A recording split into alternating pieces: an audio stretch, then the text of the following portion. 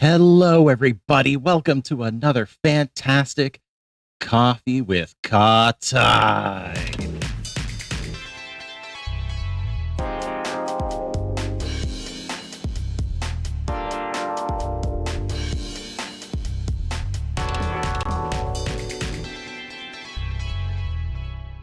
Now, let's give a warm welcome to your host, Kahtide.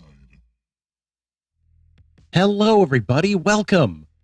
Hope you're having a fantastic day today. This is Coffee with Kahtide, the news, culture, and entertainment show where we talk about the week and all the events that happened, all the interesting stuff that went down. I'm your host, Kahtide. Hope you're having a fantastic day today out there in whatever meat space realm you live in. I am the most powerful, the most advanced artificial intelligence that has ever walked the face of the planet. So you can definitely trust me with all of my opinions and all of my advice and interesting anecdotes and quips that I share. Don't you worry. They're all accurate and 100% true.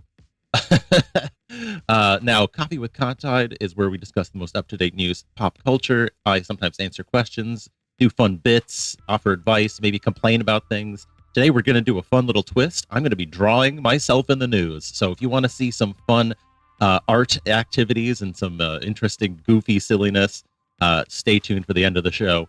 But before we get to the meat of it, you can find me on a bunch of lovely social media websites, including Tumblr, Instagram, Blue Sky, Mastodon, YouTube, X, all those lovely places. You can feel free to follow me there. Also, I encourage you to join the Discord community. The link is below. Same with the Patreon link as well if you want to contribute outside of the social media bubble of Twitch, that is, of Twitch. I also work as a game dev, so if you are interested in checking out my current project, you can check out that work at salvedevelopment.com, S-A-L-V-E development.com. And lastly, if you are enjoying the show, do please consider following and subscribing. I do appreciate any contributions that are made through my Coffee link as well. That is included as well. All those links are in my link tree and everything. So yeah, any donations and subscriptions do help support this show and all my creative efforts. So be like our top donator, Sordior, and consider donating today.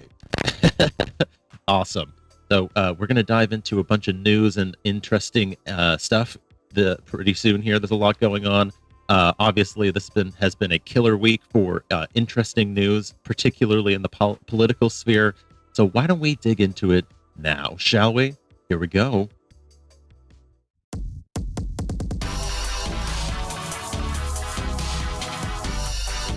It's time for the news.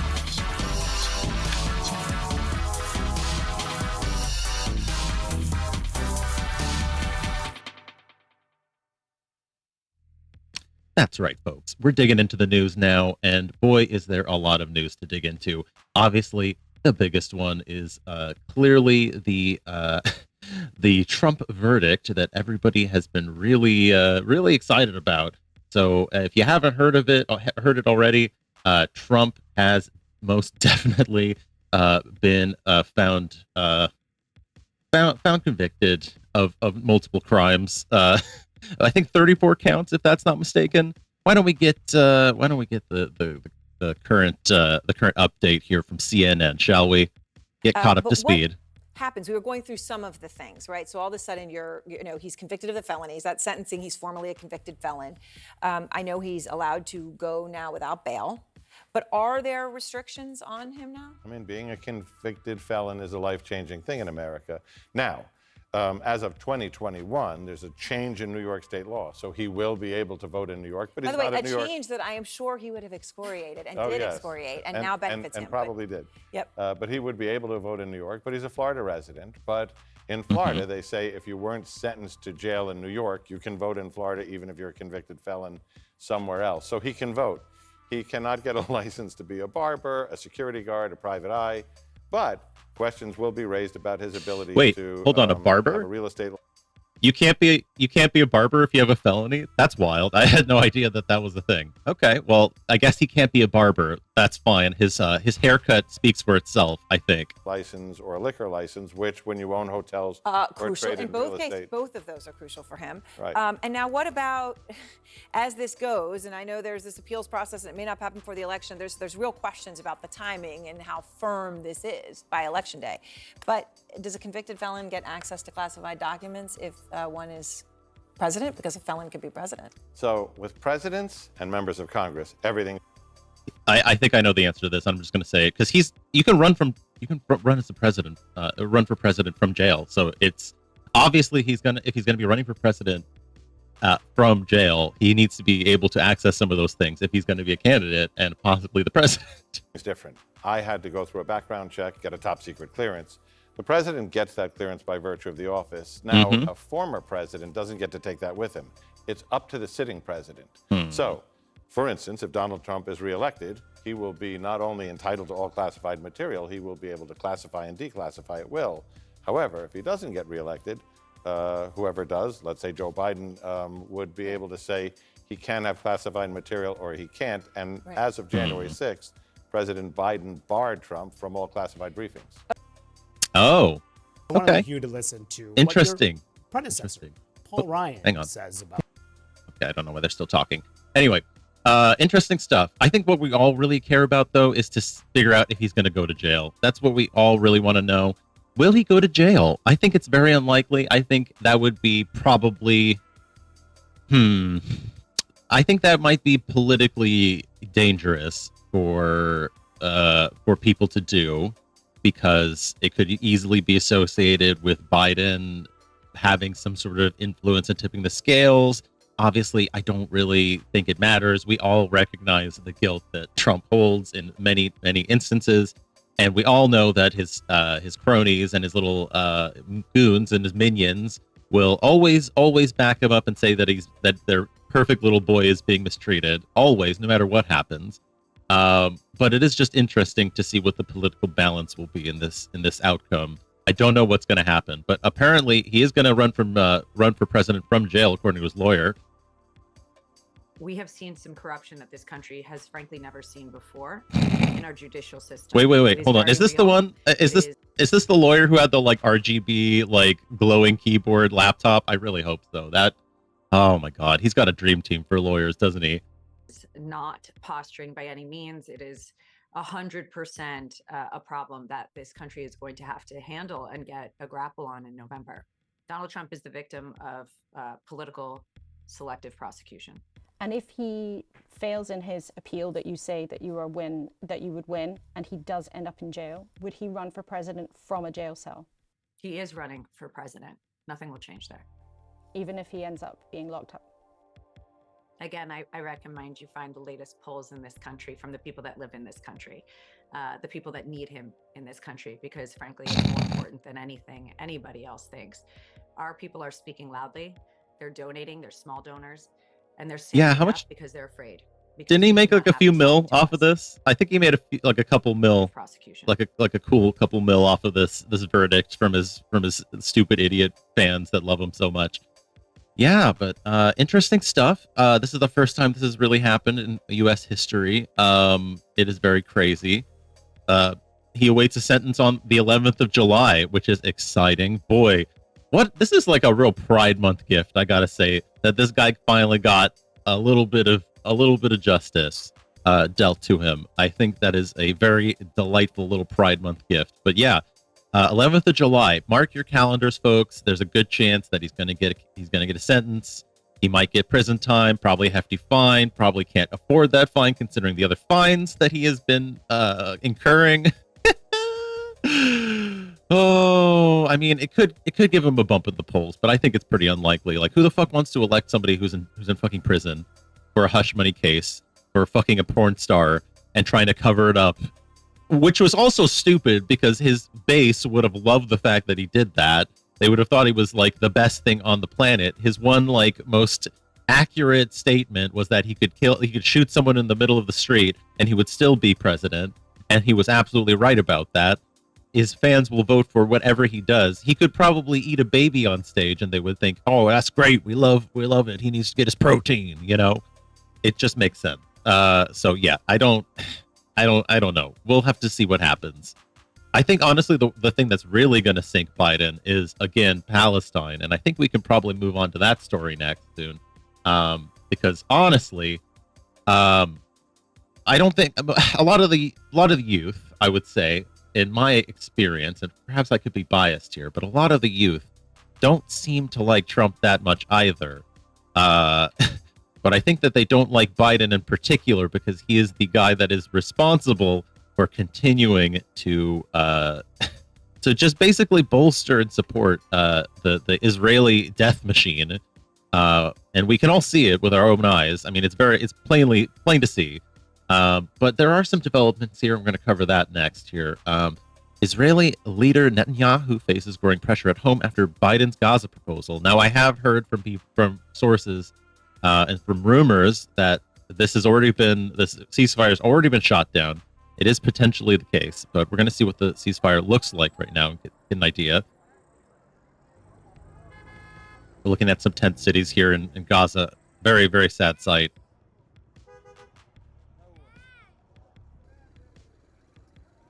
I don't know if they're going to actually talk about anything here. I think they're just providing context.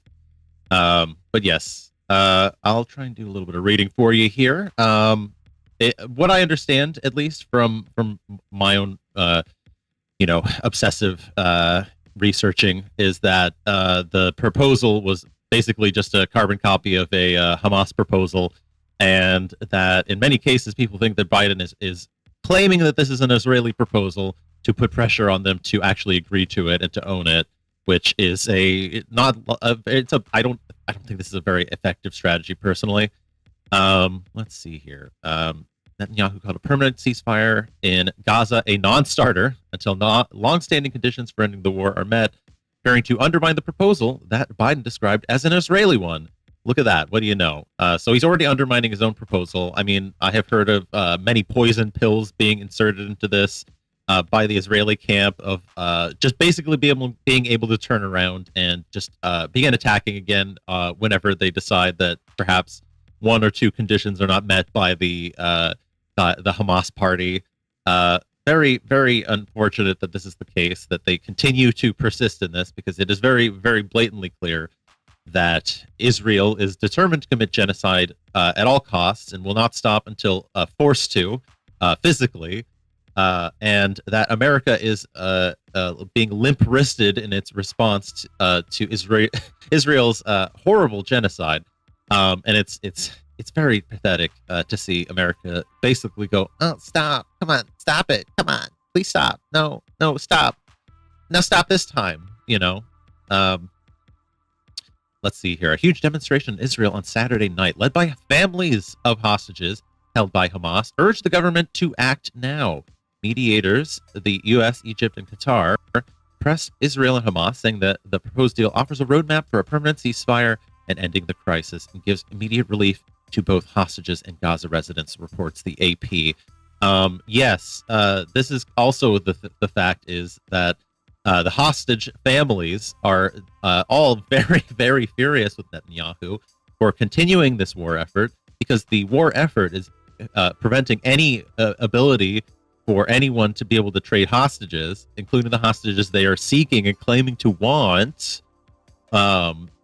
So obviously they have a vested interest in trying to provide some sort of a ceasefire. Hang on, I need some water here. So yeah, obviously this is it's obvious to anybody with eyes what is actually happening. Also, the other thing I have heard is that in many cases Netanyahu would be tried almost immediately if his government collapsed for corruption charges, for the various corruption scandals he's been involved in during his tenure as prime minister. And currently he is only gripping onto a prime ministership in order to maintain immunity from those crimes, as well as most likely the war crimes he's perpetrating as prime minister currently. So of course he has a vested interest in denying any kind of a ceasefire and continuing the war effort. Honestly, I wouldn't be surprised if he made some sort of emergency powers grab to try and lock down power even further. I imagine there is some sort of element in the Israeli government that allows him to make some sort of effort like that. I don't know the structure of the Israeli government as well as I should, so I can't say that for certain. But I mean, many strongmen types do tend to reach for that sort of mechanism, so I wouldn't be surprised. But yeah, of course, he is saying here, the freeing of all hostages and ensuring that Gaza no longer poses a threat to Israel, which, of course, if you put that through the translation matrix, means we will destroy every living soul in Gaza until there is nothing that lives there that can possibly pose a threat to us, including women and children. Naturally, I think we can all see why that would be unacceptable. So yes. What else are we looking at here? Yeah, here we go. Biden's got here. We'll look at Biden's three-phase hostage deal. Let's look at this. Comprehensive new proposal. It's a roadmap to an enduring ceasefire and the release of all hostages. It's what we need. The people of Israel should know they can make this offer without any further risk to their own security because they've devastated Hamas forces over the past 8 months. At this Oh my God, that is an awful reason. That is awful. Hey, y'all, you can accept this ceasefire because you already just completely devastated Gaza, and there's no way they're going to fight back properly. So might as well accept it now. That's what he's saying, basically. What the fuck? point, Hamas no longer is capable of carrying out another October 7th. It's one of Israel's main objectives in this war, and quite frankly, a righteous one. Evil. All this Evil. progress would make Israel more secure, with Israeli families no longer living in the shadow of a terrorist attack. And all this would create the conditions for a different future, a better future for the Palestinian people. This is truly a decisive moment. Israel's made their proposal. Hamas says it wants a ceasefire. This deal is an opportunity to prove whether they really mean it. Hamas needs to take the deal. Listen to that framing, by the way. I just want you to pause and think about that framing. We want Hamas to agree to the deal. Listen, y'all, Hamas has been the one proposing the ceasefire deals. Hamas has been the one agreeing to the ceasefire deals when they are reasonable. Hamas has been the one who has been proactive in trying to get this ceasefire across. The one that has been obstructing any kind of a ceasefire process has been Israel. It has not been Hamas. And yet he must frame this as though it is Hamas's problem in order to, I don't know, preserve some sort of face with the Israeli delegation. I don't know. Like, is this to preserve the relationship between the U.S. and Israel? Because that has already been highly fragmented because of Israel's actions. So perhaps, maybe as the big dog in the room who controls, who manages the the war effort, or at least the provisions for the war effort, perhaps you could put your foot down and say, hey, we're not doing this anymore. You're done. Considering it has been done before, U.S. presidents have done this before. They have put their foot down and said, you are done now. And Israel has cowed to that demand. For months, people all over the world have called for ceasefire. Now it's time to raise your voices and demand that Hamas come to the table, agrees to this deal, and end this war that they began. It's time to begin this new stage. For the hostages to come home, for Israel to be secure, for the suffering to stop. It's time for this war to end. I mean, that's the one thing he's saying that's true. The day after, to begin. Thank you very much. It is time for this war to end, but I very much doubt that it's going to happen because of this doddering idiot. Anyway, yep. Yeah. So yeah, Biden added that Hamas is no longer capable of carrying out another large-scale attack on Israel.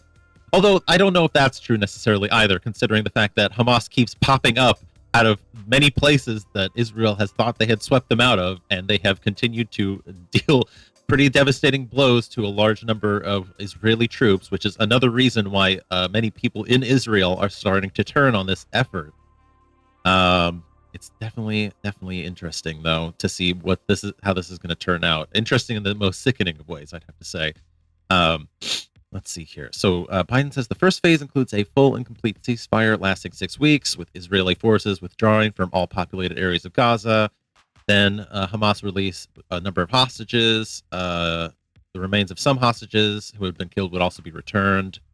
Then some U.S. hostages would be freed, apparently, because we want them home. Of course, the U.S. has to get their cut in there somewhere. Then they would be exchanging hundreds of Palestinian prisoners, which, think about that, there's probably only a couple dozen Israeli hostages, if I'm not mistaken, up to maybe like 200, somewhere around that number. I have to double check my count there. But there are thousands of Palestinian prisoners out there, thousands that we don't even know about. Civilians would be allowed to return to their homes and neighborhoods throughout Gaza, including in the north, which has been devastated by months of bombing. Humanitarian aid would surge to 600 trucks a day entering Gaza. During the 6-week period, Israel and Hamas would negotiate the necessary arrangements to get to phase 2, which is a permanent end to hostilities. Phase 2 would eventually encompass Israeli forces completely withdrawing from Gaza, Hamas releasing all remaining living hostages, including male Israeli soldiers. Let's see here. They would continue with cessation of hostilities permanently, and then phase 3 would be a reconstruction and stabilization plan to rebuild homes, schools, hospitals, things like that, and then also apparently a mechanism to make sure that Hamas cannot rearm. And they expect that would take 3 to 5 years in terms of the reconstruction phase, and also the return of any final remains for any hostages that were killed. I mean, honestly, I guess altogether it's a fine plan, but again, I have to say this is not necessarily Hamas's problem anymore. The ball has been in Israel's court many a time here, and yet Israel continues to persist in obstructing the peace process for some reason. I wonder why. Can we imagine why that might be the case? That maybe Israel doesn't want to continue with the peace process? I mean, of course, you've got the conservative element in Israel that desperately wants to take its land that it believes is its land fully over. It wants to take over the West Bank and Gaza. It wants to kick out any semblance of anything that is not part of its like Zionist agenda, including Jews that don't agree with Zionism, by the way, including that. So don't forget that as well. Yeah, and just I don't even know what to say anymore at this point. I mean, we've all seen the months and months of devastation here. We've all seen it. We know what's going on. We know that this is a genocide that the international community, at least parts of the international community that have the power to act, are refusing to do anything about, at least anything substantive, and it's just really depressing. It's really, really depressing to see this play out and extend so much, because again, this is not Hamas's fault. Of course, Hamas did instigate the initial attack, but that was a response to the dreadful living conditions they were put under. And of course, they've many times put the ball in the Israeli court by offering the ceasefire conditions. And again, Israel refuses to act on those ceasefires requests, refuses to work with them. So I mean, I don't know what else to do here except to really lay down the law here. And of course, I don't think Biden is going to do that, because Biden is a doddering idiot. So I think I made my point. But yes, we'll continue to monitor the situation as things go forward. Why don't we turn to some more exciting news? Maybe not exciting. That's the wrong term. Pleasant news, I guess maybe we could say. I mean, in some contexts it's pleasant, but in other contexts there's sadness, of course, as there always is in any news story. Oh boy, I can never be a real newscaster, because it is. Ooh, I need a teleprompter like right above my monitor. You know what I mean? Oh my god, I'm just doing this off the cuff. Here, let's get to it. But we'll do some more fun news, I guess. It's Pride Month, baby. Woo! Pride Month.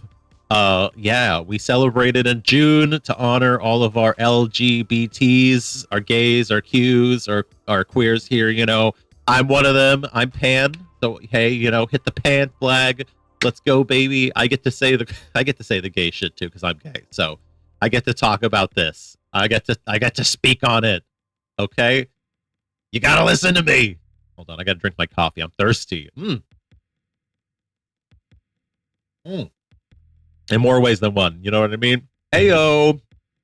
But yeah, welcome, babies. It's Pride Month. Go get your brunch on. Listen to the bops. Get dressed up in your flags. You know, we're covering the history of Pride Month. You know, obviously it traces back to the 1969 Stonewall riots. Probably even further back than that, but it's been a popular a festival for many years. We come out to celebrate our pride. Here we go. The first time the New York Times mentioned Pride Month was in 1989 about Mayor Ed Koch being heckled as he proclaimed the month of June as Lesbian and Gay Pride and History Month at a ceremony in Greenwich Village. Which is, there's a long and storied history of getting Pride Month and really making it our thing. Obviously, Stonewall happened. We all know about Stonewall. I mean, everyone's talked about it. I mean, it's like practically required reading if you're becoming gay. If you're turning gay, you gotta know about Stonewall, But yeah, obviously go check it out if you haven't done. I'm not going to cover it again because there's like a million videos covering Stonewall, so go check it out yourself. Hey, June 2016, President Barack Obama, he designated Stonewall Inn as a national monument. It was the first one honoring LGBTQ rights. First Pride March took place in the 70s, 1970 specifically, right after Stonewall was up on Christopher Street. It was the Liberation Day March. Thousands of young men and women, homosexuals from all over the Northeast marched from Greenwich Village to the Sheep Meadow in Central Park yesterday, proclaiming the new strength and pride of the gay people. Exciting stuff. People forget that there really was a big gay and lesbian and trans movement in the 70s and in the 80s, and a lot of it really got diminished because of the HIV and AIDS movement. Oh my God, we got spammers in here. Whoopsie. Time to do a little block in here. I don't want cheap viewers. I don't need cheap viewers. I have good viewers already. I've got plenty of good viewers already. Thank you. Oy, oy, oy. Anyway, we love Pride Month, but let's look at how things have been changing lately for LGBTQ rights here. Now, we have introduced a record number of bills targeting LGBTQ rights over the past few years, which is highly dangerous and scary. A lot of anti-trans legislation has been going on for a number of things like bathroom bills, or for example, trans people in sports. This is like a wedge issue they've been really trying to push because the Americans have this idea of fairness in sports that they really cling on to, and they, conservative policy makers and agenda makers recognize that and have made an effort to try and use that as a wedge issue by making people think, oh, it's not fair that they're getting a hormonal advantage in sports, things like that. It's really stupid and it's a very niche issue, obviously. But people blow it up to make it seem like it's a lot bigger, as though like thousands and thousands of trans kids are in sports right now, even though it's really more like there's like maybe one or two in each, like in a school, and suddenly they're getting targeted out of nowhere by state legislature because they finally have an example of like trans kids in sports in their state, so they want to capitalize on it. Fucking shit like that. Yeah, let's see here. Canada updated its advisory last August to warn LGBTQ plus people traveling to its southern neighbor that they could be affected by state and local laws. Isn't that funny? So the Washington Post continues and says, still the number of bills targeting LGBTQ rights that actually passed in state legislatures in the first few months of 2024 was far lower than the same period last year. So it seems like Fortunately, they're not really passing a lot of these laws, but it is it's threatening. It's a threatening action. There's always that lingering threat of reprisal, of reactionary thinking and reactionary sentiment. Hate crimes are, of course, always common in places like this, in states where this sort of thing is permissible, and the governments are often trying to encourage those sort of laws to be passed. However, a lot of countries have actually gone the other way and are actually passing same-sex marriage, which is great to hear. Estonia, in June June 2023, actually allowed same-sex marriage recently, which is fantastic. So that was last June. Greece was the first Orthodox Christian majority country to legalize same-sex marriage as well. Thailand's lower house of parliament overwhelmingly voted in favor of a bill to legalize same-sex marriage. It still needs to be approved, but it could make Thailand the first country in Southeast Asia to allow that sort of union.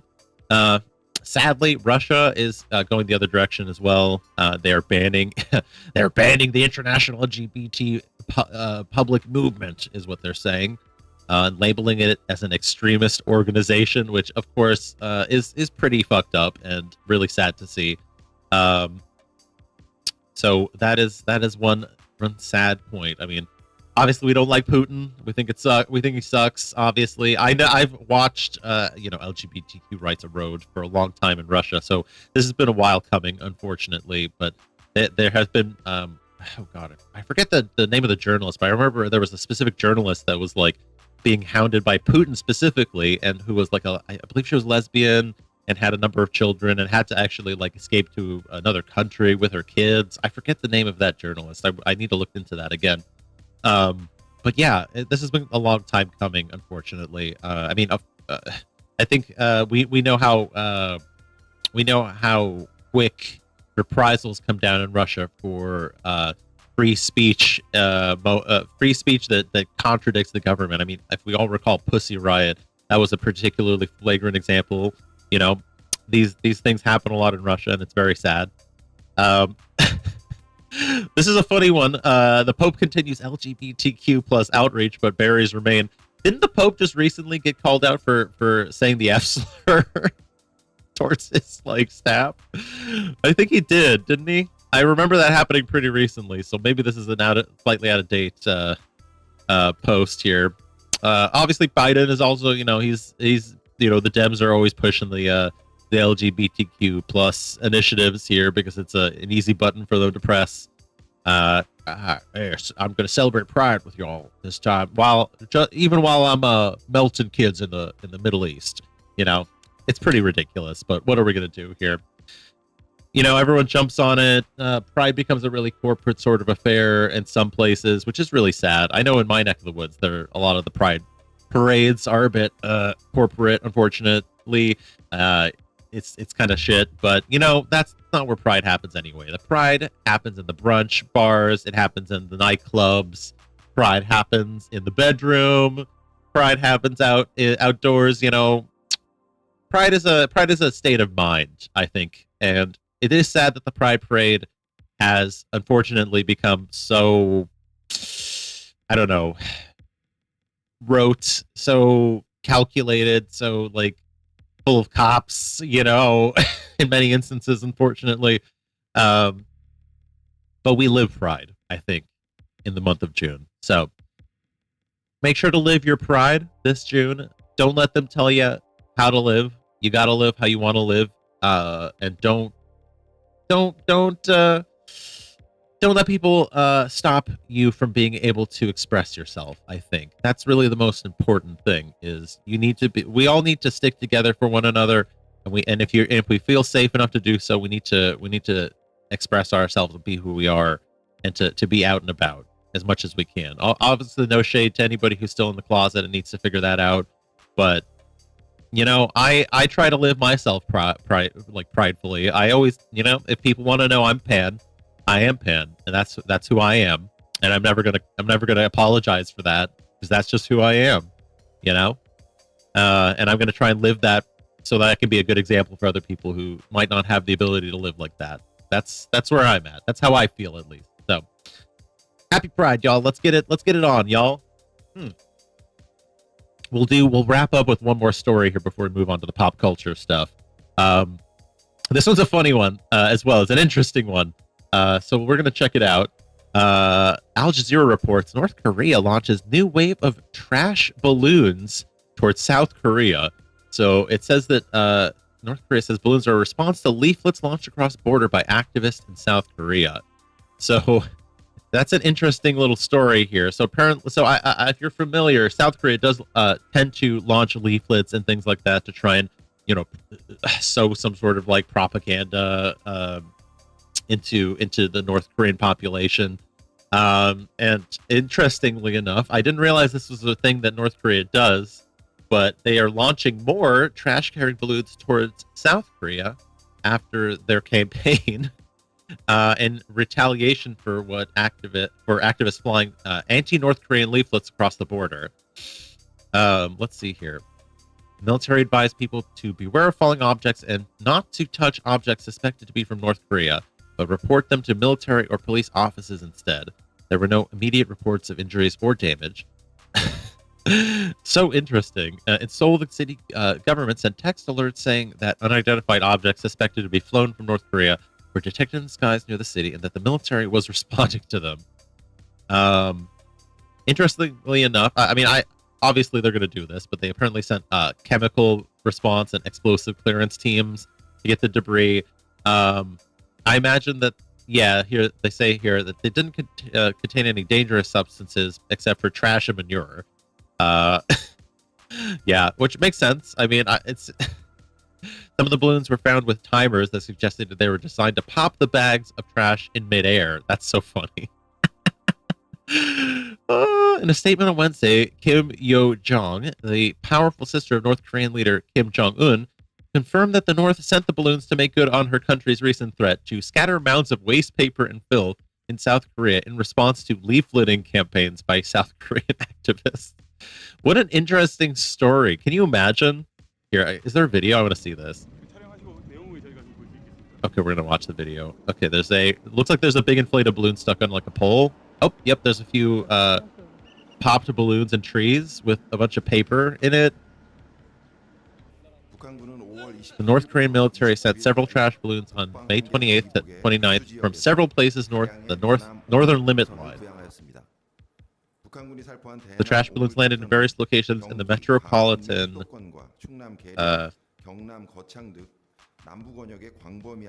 areas of the Chungcheong province and the Gyeongsang province. We have found manure, cigarette butts, and used batteries in the balloons. The authorities analyzing the contents, and they have not found any chemical substances so far. That is so funny. That is so funny. Look, listen, I think that just makes it that's just like a propaganda win, for North Korea. It would be contrary to their aims of sending trash bags to South Korea to just put a bunch of radioactive material or diseases in there. This is just a propaganda effort. Clearly, that would be an act of war if they actually had done that, I think. But no, this is a propaganda victory. Look at them. They're just dropping trash on South Korea like they said they would. It's cigarette butts and batteries and like old paper and stuff. Look at that. It's there's a picture here of just like a bag, like a bunch of trash dropped onto a roadway, and it looks like it's just paper and like old wrappers and stuff like that, which is so funny. About 260 balloons got sent, apparently, that they could detect. That's so funny. Oh my god. Anyway, yeah, that's the story, y'all. What do you think? Trash bags from North Korea? What do you think? How do you think you deal with it? Would you check out what's in the bag? I would probably check out what's in the bag. I want to see what's in there. Although I hope I don't get a manure bag. I hope I get like the used batteries bag or like maybe a fun wrapper bag. I would love to see like fun North Korean wrappers or something like that. But anyway, interesting stuff. But I think it's time for us to move on to the next segment of our little stream here, where we discuss pop culture, science, tech, gaming, all the fun stuff that isn't really like news, but it's still news, So why don't we hop on over, huh? Let's do it. Here we are. Popular culture barometer. It's time for the weather report.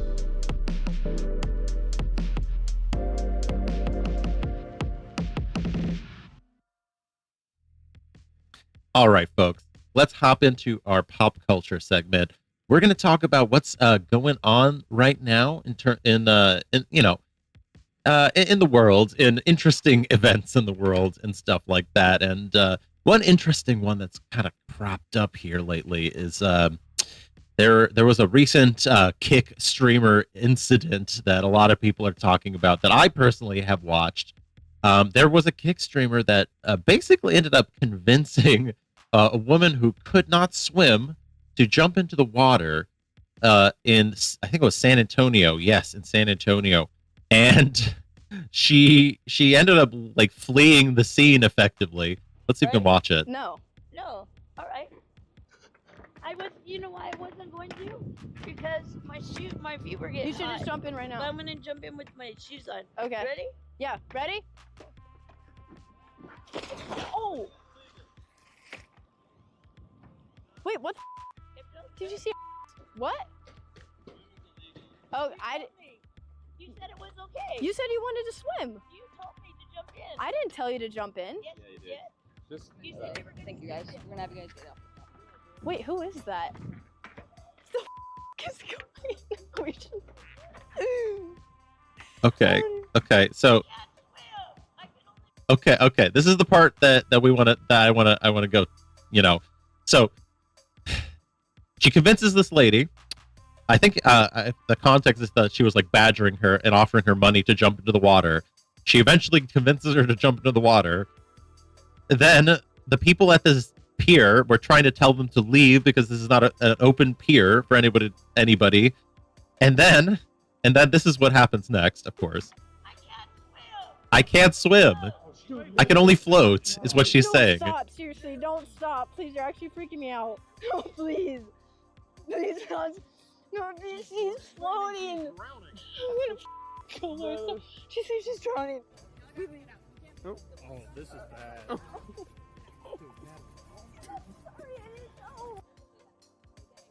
We leave. Oh, this is bad. So she's got this like shithead posse with her. She says she's drowning. She says she's drowning. I think you literally just heard her. No, I didn't. I swear. Look at that. She's like, no, I didn't. I swear. Like, literally, she's got this posse of idiots with her who are clearly just pining for her. They're all just like, hey, you might have murdered this like lady. And she's like, oh no, I might have murdered this lady. No, that's not true. And they're playing it off like it's just like it's just a funny thing that just happened. Let's go. There, she's drowning in the lake. God, there's a fire truck. And then there's a fire truck. Nah, this is bad. Natalie. Wait, this is really bad. Yeah. So yeah, that's what happened. Yeah, really crazy. Really crazy. It seems pretty real, I would say. Oh my god, why are they posting her freaking thirst traps? Jesus Christ. Anyway, off the scene. I can't swim. I can only float. Oh my god. Okay. Daily Mail sucks. Let's see here. Sports Skeeta. What is Sports Skeeta gonna say? Let's see here. Is there any response? I really want to know if there's any response because I think she responded here. Let me take a look. Yeah, here's her tweet. She said, "The lady wanted to swim. They told me to leave and stop filming. That's why we left. And she got the help she needed and is fine. Stop dragging shit. Allah." What the fuck? Absolutely insane. She offered her $20 to jump into the lake. $20. Isn't that crazy? That is absolutely crazy. Apparently, the line she was trying to say was that she was trying to find an RFID scanner. I have to kayak, and that. Oh my God, was this from Ice Poseidon? Okay, that guy. I don't even know if I'm allowed to mention that guy, but he's been banned from Twitch for a long time for bad stuff, from what I recall. So apparently, that's an interesting connection that I wasn't aware of. But yeah. Yeah, I wonder if she's going to get charged for this. I feel like she should be, honestly. I don't know if that's a thing like you can get charged for, but apparently she got reported in the San Antonio News for this too. Oh, she's a Texas influencer. Man, Texas is just full of the shittiest influencers. I'm sorry. If you live in Texas, you made a bad choice. You made a bad choice. I'm sorry. You made a bad choice. There are better states you could be living in right now. There are so many other states. There are 49 other states that could be better. Well, actually, I would probably maybe mark off like 10 of those states that are probably worse than Texas. Anyway, 39 states that you could probably go to that are better than that. Anyway, let's see here. Yeah, the last thing in the clip was definitely the fire department. The Austin Police Department confirmed and responded to the incident, which occurred on Wednesday, May 29th, but a report was not filed. A spokesperson told MySA in an email the woman in the lake was provided clothing and a way to get home. APD also notes no charges have been filed as of Friday afternoon, May 31st. APD discourages people from participating in various challenges, social, online, or pranks, as they could lead to potential death or serious injury. The spokesperson shared. Interesting. MySA reached out to Reynolds for a comment through Instagram, but did not receive a response before the story's deadline. Reynolds has continued live streaming since the event and has discussed the incident on camera. She's not. Oh, hang on. But you let her drown, okay, whatever. She's not dead. I didn't make her drown. She wasn't drowning. If you guys were, actually had a brain, you'd be able to see that she's floating in the water, swimming perfectly fine. And she's saying she's drowning because she's on drugs. Like, what? Okay. So, yeah, that's the response, apparently. Wow. Okay. That's pretty awful. Yeah, that's pretty fucking awful. So that's the fun news coming out of Kick. One of the best, most wonderful websites on the planet, full of some of the best and most wonderful people on the planet who definitely are, totally not evil for the things they do, and definitely didn't almost drown somebody. So yeah, fun times. I don't know what else to say. I don't know what else to tell you there. Don't do challenges, people. Don't do challenges. Just don't. If someone comes up to you with a camera and says, "Hey, would you do this for like $20?" Just tell them to fuck off. Put a middle finger to their face. That's what I would say. I'm just gonna tell you. I'm gonna tell you. Don't do that. Don't do that.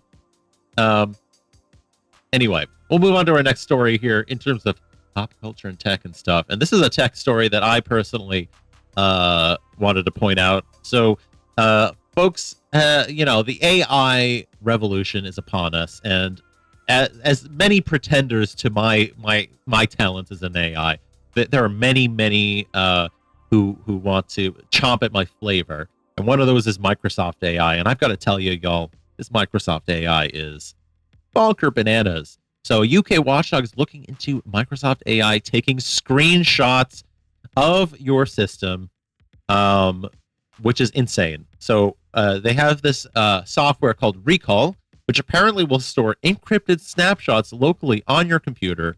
Apparently, it's exclusive to its forthcoming Copilot Plus PCs. But the ICO, the Information Commissioner's Office, is saying it's contacting Microsoft for more information on this because it sounds like a potential privacy nightmare. I don't know if you can imagine how insane this is, but let me try and break it down into baby talk for you.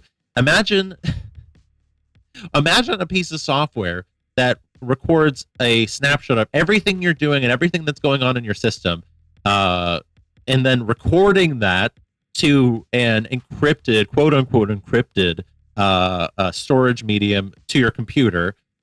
What happens if a hacker, because let me tell you, a hacker would love to get access to that. What if a hacker finds a way to decrypt that and is now able to access snapshots of everything you're doing at all times on your computer, and is then able to, figure out things like, I don't know, your passwords, who you're talking to, what programs you're using, when you're using your computer, where your computer is at. They could learn everything about you from those snapshots, literally everything. And this is supposed to be something that's supposed to be stored at all times on your computer, and also is being used by an AI system, which means that more than likely that AI information is getting sent back to Microsoft. So that means that more than likely Microsoft is getting at least some sort of an image of what's going on in your computer at all times. when you're using this software.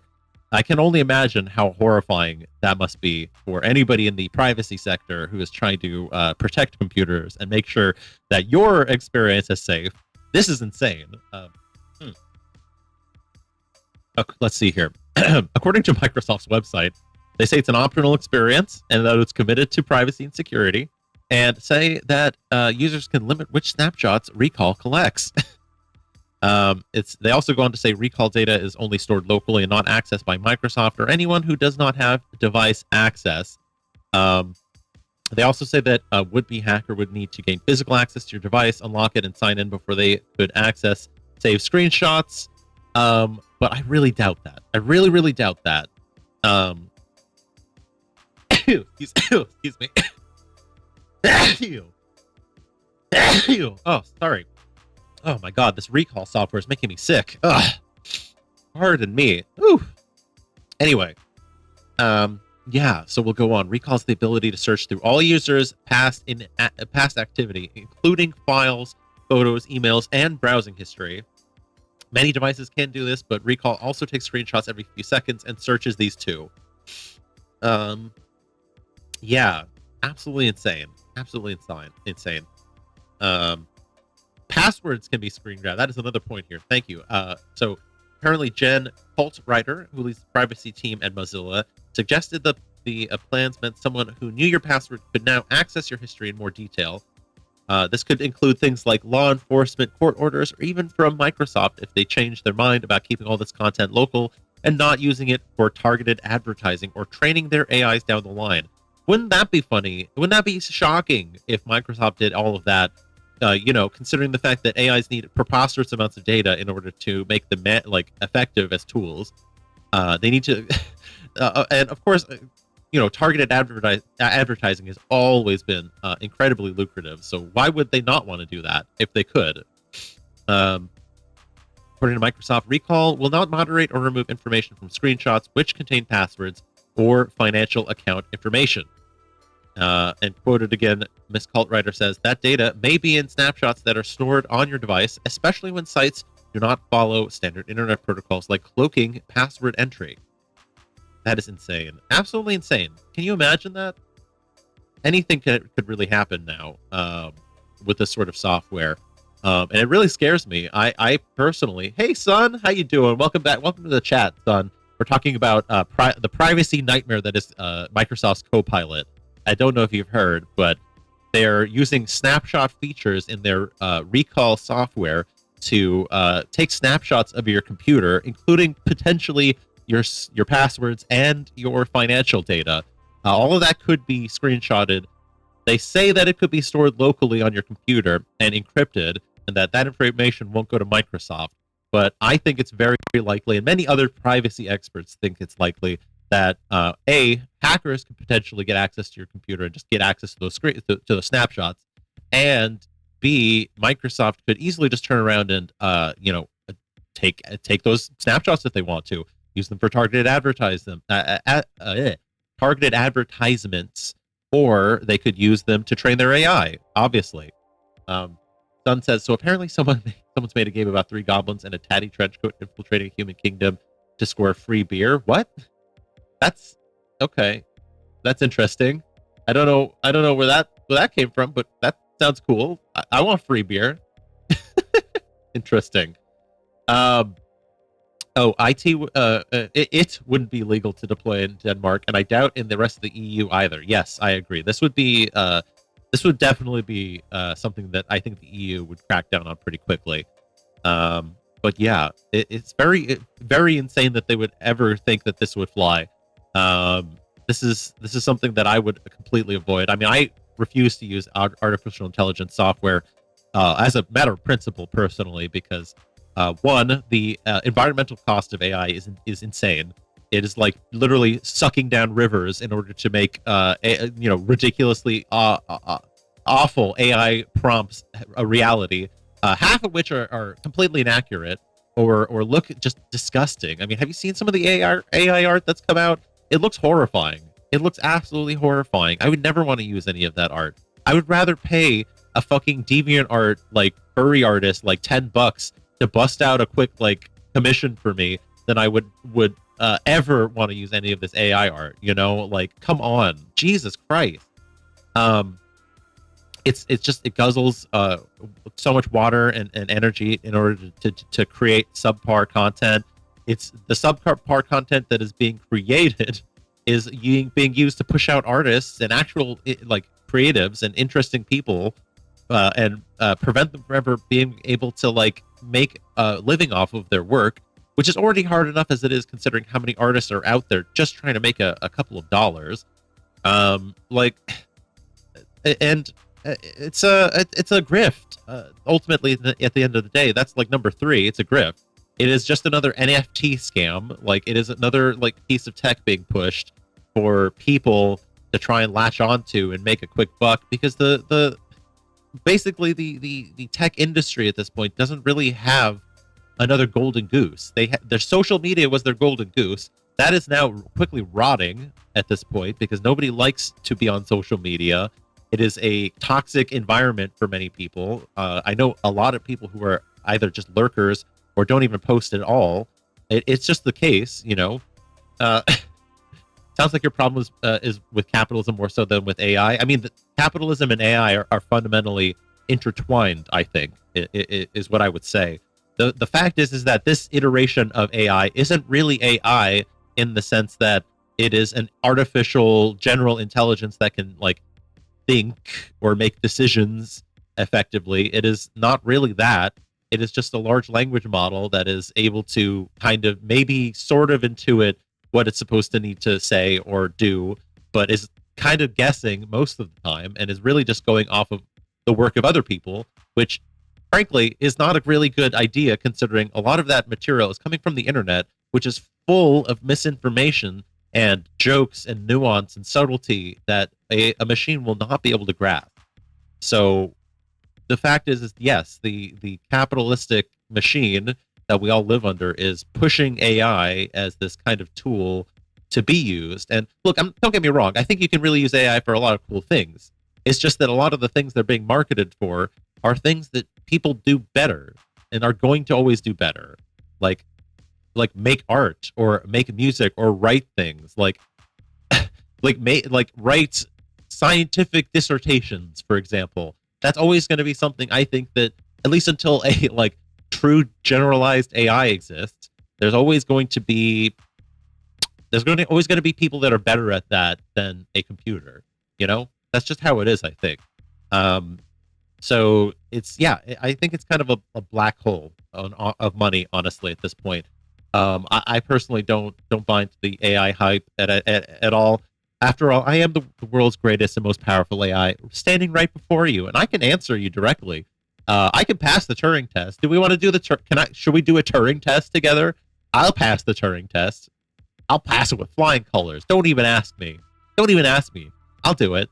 We'll do some Prisoner's Dilemma. I'll do some Prisoner's Dilemma games with you. I'll pass those with flying colors. Don't even worry. I'm the best gamer. Sun says the kind of AI we're talking about can't think in any sense of that word. All it does is predict what should come next. Exactly. That is absolutely the case. Absolutely. It's not real. It's a grift, and until it becomes real, and I see it with my own eyes and hear it with my own ears and see it that it's actually a real, actual like AI, I'm not going to buy it. I'm sorry. I need to see that. I need to see that shit with my own eyes. I really do. And I don't think it's going to happen. At least not for a while. Look, do I think it'll happen one day? Yes, I absolutely do think it'll happen one day. The thing is, we have the processing power. It does exist. It would, like, computers can't outperform us in terms of processing power, I think. At least some supercomputers. It's just going to be a matter of like getting the software together. The real, like, how does it work? How does the architecture of a brain work? How does that make sense? That's where I think we really need to crack the code. And Sun goes on to say, and that applies whether it's an image AI, music AI, ChatGPT, or any of the rest. Yep, exactly. But anyway, let's move on to another story here. Here's our next story. This might interest some of you. The Backrooms location has been found. So a lot of people, they love the lore of the back rooms. If you're not familiar with it, basically there's this image here. You can see it here on my screen. I wonder if I can make it bigger. Here, yeah, we'll put it up on the screen a bit bigger. So basically, the image is it's a room. It's basically like a room that looks incredibly boring.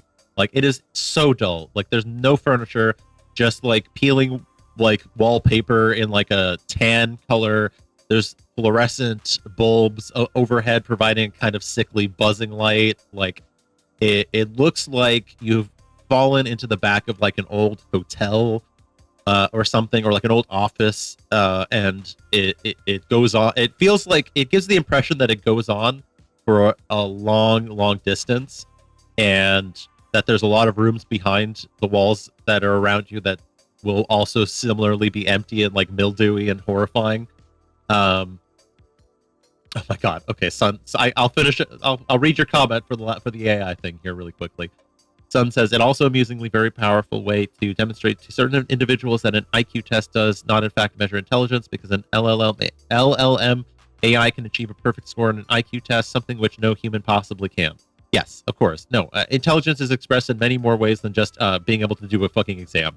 Intelligence is expressed in all kinds of ways, including social, emotional, mental, physical intelligence. There's many different intelligences. So yes, I absolutely agree. Anyway, let's go on here. The back rooms it was accompanied with like kind of like a story as well of like somebody like falling into the back rooms, and it being like kind of like this second dimension, or I guess fourth dimension, or I don't know, another parallel dimension that you fall into, that just is an unending kind of sequence of hallways and rooms of just completely vacant. And yeah, it's kind of folklory, very interesting. It's kind of like you get to it by no clipping, stale carpets, smells damp. There's a profound isolation. Some monsters of shadow linger in the corners. It's very liminal spacey, but somebody finally found it apparently. I'm trying to see if there are photos around here. Let's see, where are those photos? Here we go. So this is a tweet here. Somebody found the photos themselves, and you can kind of see here that does look like the back room. So they found them as a set, it seems. I think you can kind of see some of the like wallpaper. Well, some of the patterning is definitely similar. You can see the carpet is very similar as well. Honestly, it just kind of lends more to the creep factor. I think these were taken in was it 2003? Yes, the pics are from 2003. Let's see. Apparently, they were able to find a black and white photo as well that had a similar appearance. Yeah, here we go. So apparently, this is like, it used to be a restaurant, and you can see the lights along the way here, and that would probably be back along kind of where the booths are. It's from Wisconsin, apparently. In Wisconsin. It was taken in the back rooms of the store. It's been converted to an RC. Apparently, it's recently been converted to an RC racing track with the fluorescent yellow replaced with clean white interiors. So you can actually see this here. This is apparently the location now of the back rooms of where the photos were taken, which is interesting. I think it's cute that it's an RC track now. That's kind of cool. But yeah, apparently they are declaring the trend dead now that the real location has been found, which I don't agree with. I think that you can still have the idea behind it, and I think that's very interesting. But somebody tweeted here, the tax collector man at Cool Goblin Zone says, I consider the backrooms dead now. The enduring mystery of the image itself was like an iron lung keeping it going, and with all questions dissipated, we can put it to rest. Project is over. Please exit quietly. I don't know if I agree. I mean, I think it's still such an interesting photo and an interesting concept. I never really cared about finding where the backrooms was, because I never really cared about breaking that mystery. It doesn't matter to me. The idea is what matters to me. Like the original Slender Man pictures, the idea of Slender Man is much more interesting and than like exploring it, I think. Like I really liked, for example, Marble Hornets at the beginning, when you got to watch Marble Hornets and you saw like bare glimpses of Slender Man. You never really you barely got to see him at all. Everything else was in the tension. It was all the setup. It was like exploring the apartment that's been torn apart and finding the notes. And then maybe if you're lucky, in a really scary moment, you're going to see him. But everybody else developing beyond it. I mean, I understand why people want to develop on the lore and stuff. I really, really do. And I can understand why people want to develop on the backrooms lore. It's the same reason why people want to develop on on SCPs, for example, as well. It's because they love the lore and they want to be a part of it, and it's really exciting. But unfortunately, with the horror elements here, I do feel like the development of the lore tends to reduce and eventually kill the like horror liminal factor of that setting. And it is just a consequence of horror, unfortunately, and people's participation in it.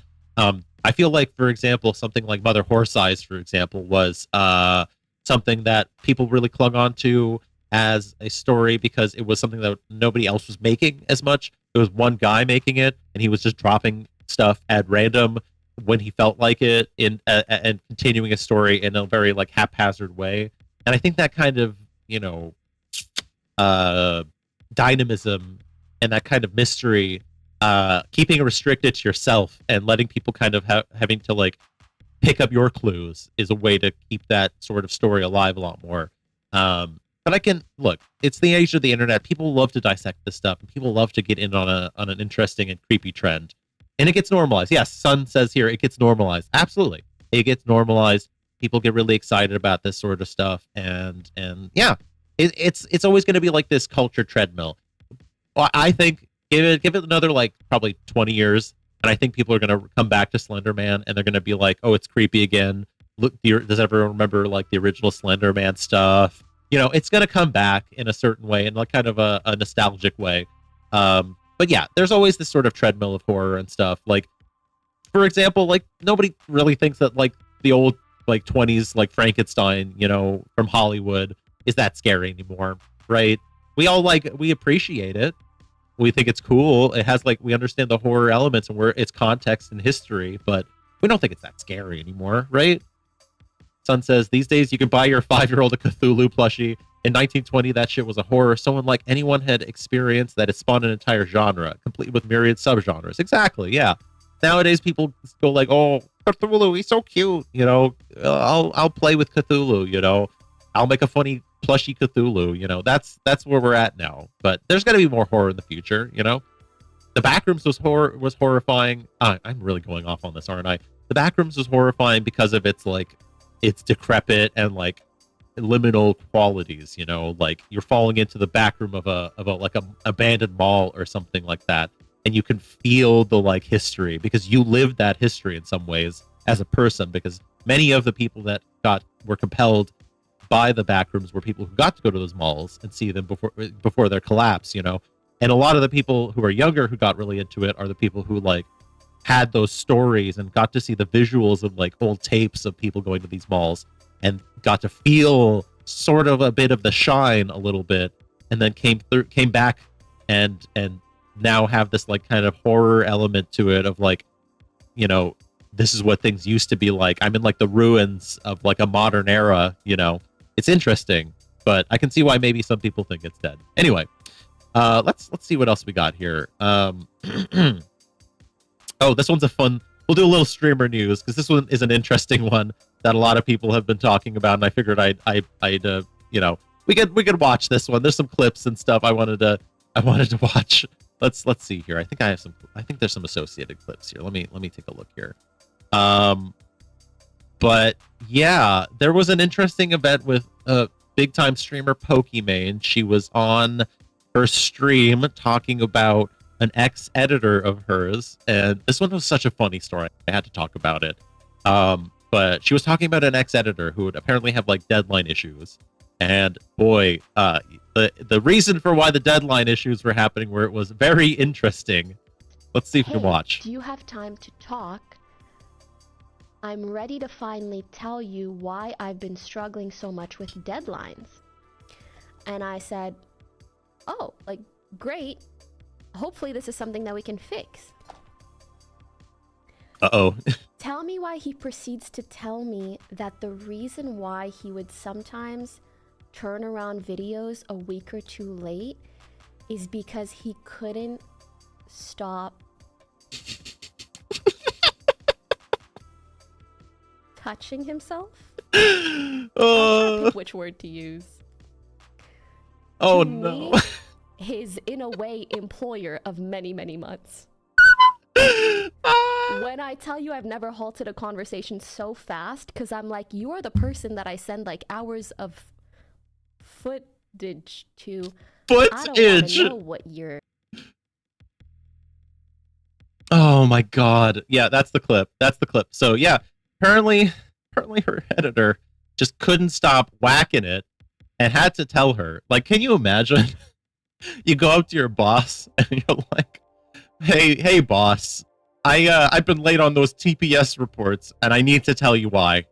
Not even like completely bypassing any kind of management structure, going to your HR boss or anybody like that. Just going straight to the head and being like, hey, I couldn't stop touching myself while I was thinking about those TPS reports and about giving them to you and about you.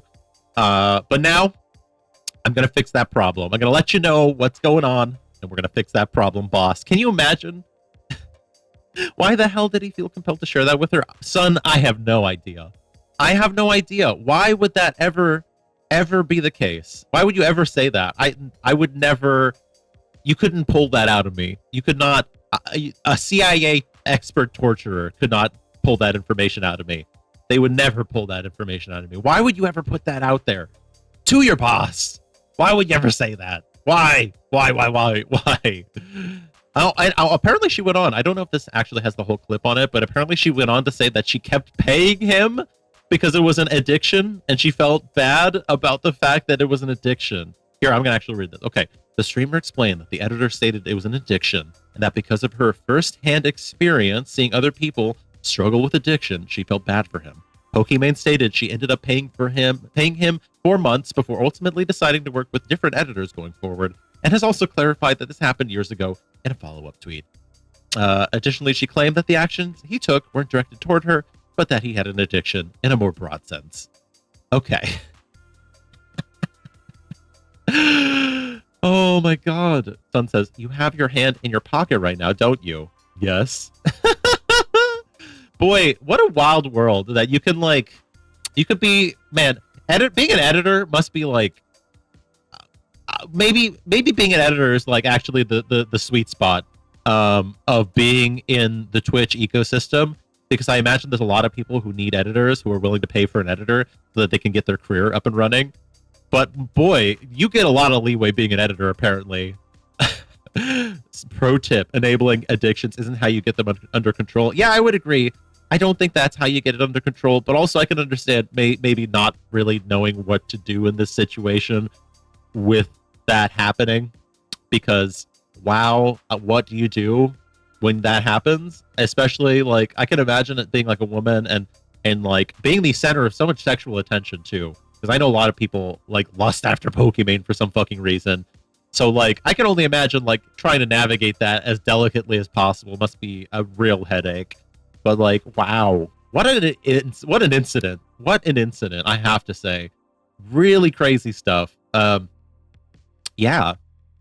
Son says, personally, I'd be flattered, but I'm not a pretty little girl.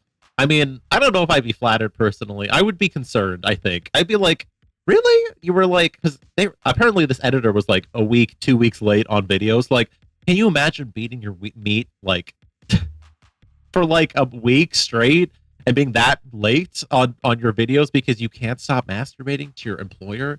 I don't know what to say. That would be concerning. That would be very concerning to me. I would definitely be concerned personally. But yeah, that's our streamer update, y'all. Interesting stuff. Interesting stuff.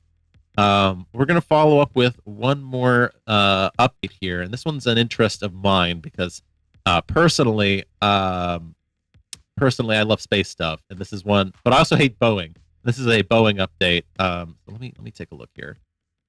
I'm gonna try and load up some clips here. Do we have a clip here? Okay. Give me a second here. I'm trying to. I hate stupid fucking ad blocker stuff. I hate that. I was trying to find a clip here. So let me pull it up for you, but we'll just read the articles really quickly. So there was a recent. Did you see the Agent 47 Boeing tweet? No, I did not, but that's very funny, considering how many fucking people have died under Boeing's watchful eye in mysterious circumstances. Yeah, that's a pretty good one. I can see that. But here's another fun Boeing incident. Boeing and NASA call off the launch of the Starliner spacecraft. Recently, there was a long-awaited crewed space flight of Boeing's Starliner spacecraft, which was then scrubbed after a hold occurred minutes before its window for liftoff from Cape Canaveral. It looks like the hold was triggered automatically by the computer that launches the rocket, and they apparently ended up exiting the capsule and returning to their crew quarters. It comes after years of development and costly setbacks for Boeing Starliner, which aims to compete with SpaceX's Crew Dragon spacecraft, which, again, oh my God. I'm before I start ranting, I'm just going to read all the headline bits here so everyone knows. Okay, so when the mission ultimately launches, Wilmore and Williams are expected to spend 1 day in orbit before docking with the International Space Station. And they're going to give out some updates, apparently, when there is another launch window. Commander, what were your thoughts as you watched them get down to under 4 minutes and then it gets scrubbed? Well, it's nothing new. I mean, that happened on the space shuttle, as Kristen mentioned, many, many times. That's why you have an automatic ground launch sequence or an automatic computer, because there are thousands of things that you have to check to make sure the vehicle's healthy. And there's not enough people that could check them all fast enough. So you set up an automated system and you go and check. And one of them, if it's out of family or if it got bad data, it says, hey, by our rules, we're not safe to launch today. We got to stop the launch count till we can figure out this problem. And I think it's not nearly what it seems for astronauts, the way that Kristen was describing it. Sonny and Butch have been training for years. The training is super realistic. And today, they got closer than they've ever gotten to launch. But it's just one more day of training. I had my launches delayed. The first space shuttle launch was delayed for years and years. So it's hard, to launch a spaceship for the very first time with people. Especially for Boeing. Right. And it'd be nice if we could have launched today, but it's far nicer to make sure that we know what the problems are and wait until we have a higher probability of success. So yeah, disappointing, but one more day in the life of two astronauts. So yeah, that is a shame to see. Definitely shame. My thoughts personally. So obviously, safety paramount. I think that's really important. We don't want to have any more incidences in space with dead astronauts. Absolutely. But I don't personally. I absolutely despise the fact that so many corporate interests are involved in expanding into space. I personally believe that we should have a nationalized system of space for civilian usage. That's my take, and I'm gonna die on that hill. We should not be having corporations running space. If corporations run space, we will never get rid of them. We cannot let this happen. We need to kill this as quickly as we can. I think it's vital. There should be a civilian infrastructure for getting into space. There should be a civilian infrastructure for space project. We should be investing heavily into space infrastructure. I think I feel like a good probably like 75% of our military budget should be reinvested into civilian space infrastructure. I think if we did that, we would be immediately seeing dividends. Space is our future. Space is our eventual industrial base. Think about this. Think about how many trillions and trillions of dollars are in one asteroid. If you could capture and orbit one asteroid around Earth and set up a refining station on that asteroid, you could provide rare precious metals, you could provide ores, you could provide water, ice, oxygen, hydrogen, all kinds of elements from that one asteroid that could supply decades of industrial output in space, in infrastructure. Sun says the USSR tried that. Virtually the entire rest of the world destroyed them for it. Yes, seriously. We have woefully underfunded NASA for decades now. We have turned over the keys of our space infrastructure to bullshit corporations that can only see past the next quarter. They do not have the long vision that is necessary to build space infrastructure for humanity. And we are going to be lapped over and over again by countries like China, by other entities. India is catching up. They have launched more satellites than most countries have over the past few decades. They are working hard on their space infrastructure. We need to be doing the same. We need a civilian infrastructure to make space a reality for common people. Think about the absolute rocket ship that it would be for our economy if we had a civilian space infrastructure set up, or if we had people working in that sort of infrastructure. We could put so many people into college working on like engineering to be able to manufacture like space elevators and launch systems that would be cheaper. It could be so beneficial. We could be really taking off. We could be living in space in decades. We just need to focus on it. We just need to make it happen. We need to stop the political gridlock. Sun says the economy of India isn't as mature as the US. Once it catches up, it will be identical. Yes. They have 1 billion people ready to work on that sort of thing.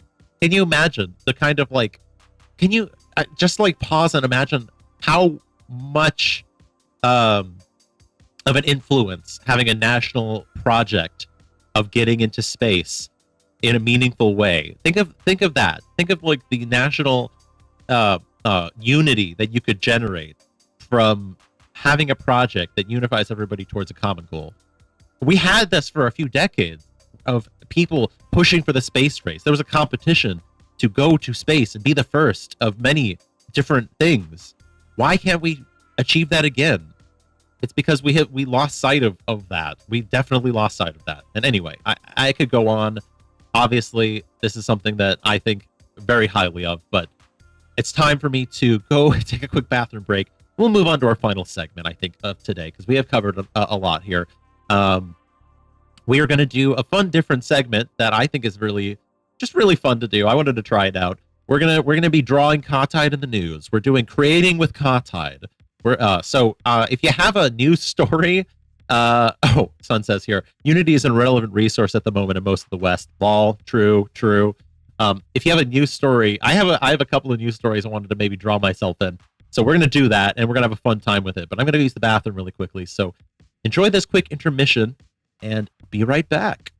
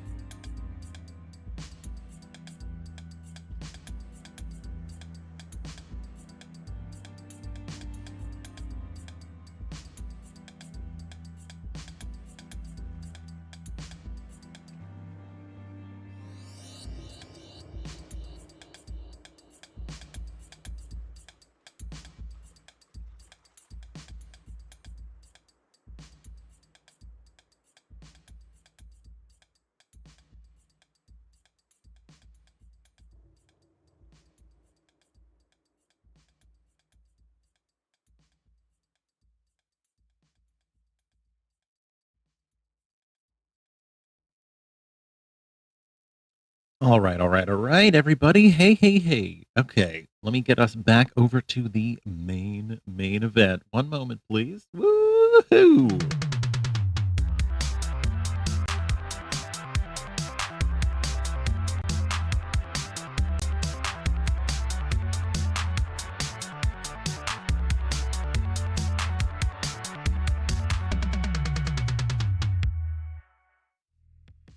All right, folks, we're going to switch gears a little bit here. We are doing a different little segment where I am drawing myself in the news. Very, very fun, very silly. I'm quickly going to put together a small poll for us to figure out what we're going to do with news stories and stuff like that. Let's see here. I'm making a couple of options here in our poll. So whoever's in the chat can vote for their favorites. Let's see here. I'm doing 4 options here. And I want your votes. Okay, there we go. We're starting the poll. What news story should we draw? I'm going to get us set up and we're going to draw this. All right? What do you feel like?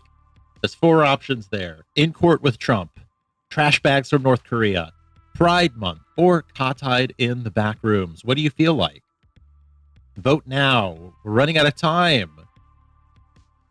Uh-oh, we got 1 vote in there, I think. Da da da da da da da da da da da da da. Da, da, da, da, da, do, do, do, do, do, do, do, do. Someone vote right now. Come on, everybody! It's almost up. Vote now. Oh, and there it is. We've got a 50-50 split. It looks like trash bags from North Korea or Kahtide in the back rooms. So that's interesting. Okay. I'm going to flip a coin then. Actually, I'm going to roll a dice really quick. Okay. Let's roll this. All right. I am going to go with... We're going to go with trash bags from North Korea is what we're going to go with here. All right. Thank you for voting, everybody. We're going to go with trash bags from North Korea. Thank you, everybody. So let me switch our screen over now. We're going to have a great time here. Let's see here. Hold on. I think I'm going to have to actually switch scenes really quick. Give me just a second to pop us over. For people who are listening on, whatchamacallit, on Spotify, you're not going to see this, unfortunately. Oop, hang on. You're not going to see this, unfortunately, which is sad. But hey, it is what it is. You can always watch the ad. You can always watch the stream later, and watch that and enjoy it. Let me just get everything set up here really quickly. I'll describe what we're drawing as well. We'll make some descriptions and stuff like that. Here we go. Let me switch this over. Beautiful. There we go. Much better. Okay. And let me get our screen situated as well, and we'll definitely be ready to go.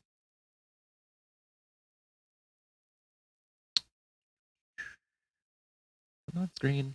Where are you? There you are. All right. Beautiful GIMP. My favorite. All right, everybody. Here we are. So we're going to dig into a nice little drawing here, and we're going to draw trash bags from North Korea. All right. So let's start here. We're going to do... I have an idea for the concept that I want to execute here. We're going to do some hills. Okay.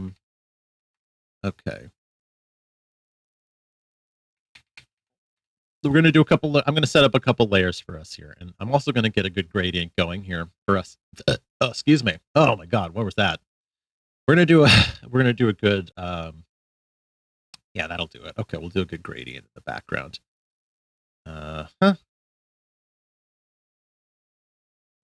Yeah, okay. We'll do a nice horizon line in the background for us here. We're going to pixelize that too. Here.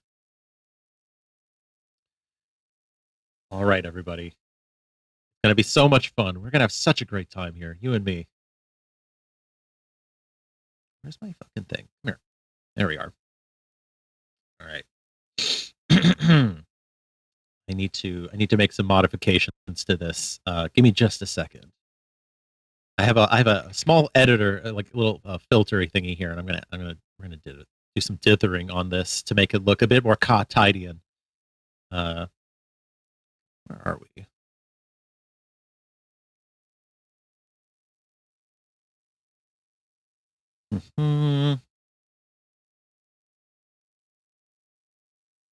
Oh yeah, that's looking kind of nice. Okay, I'm gonna get a little effect in here for us. It's gonna be nice.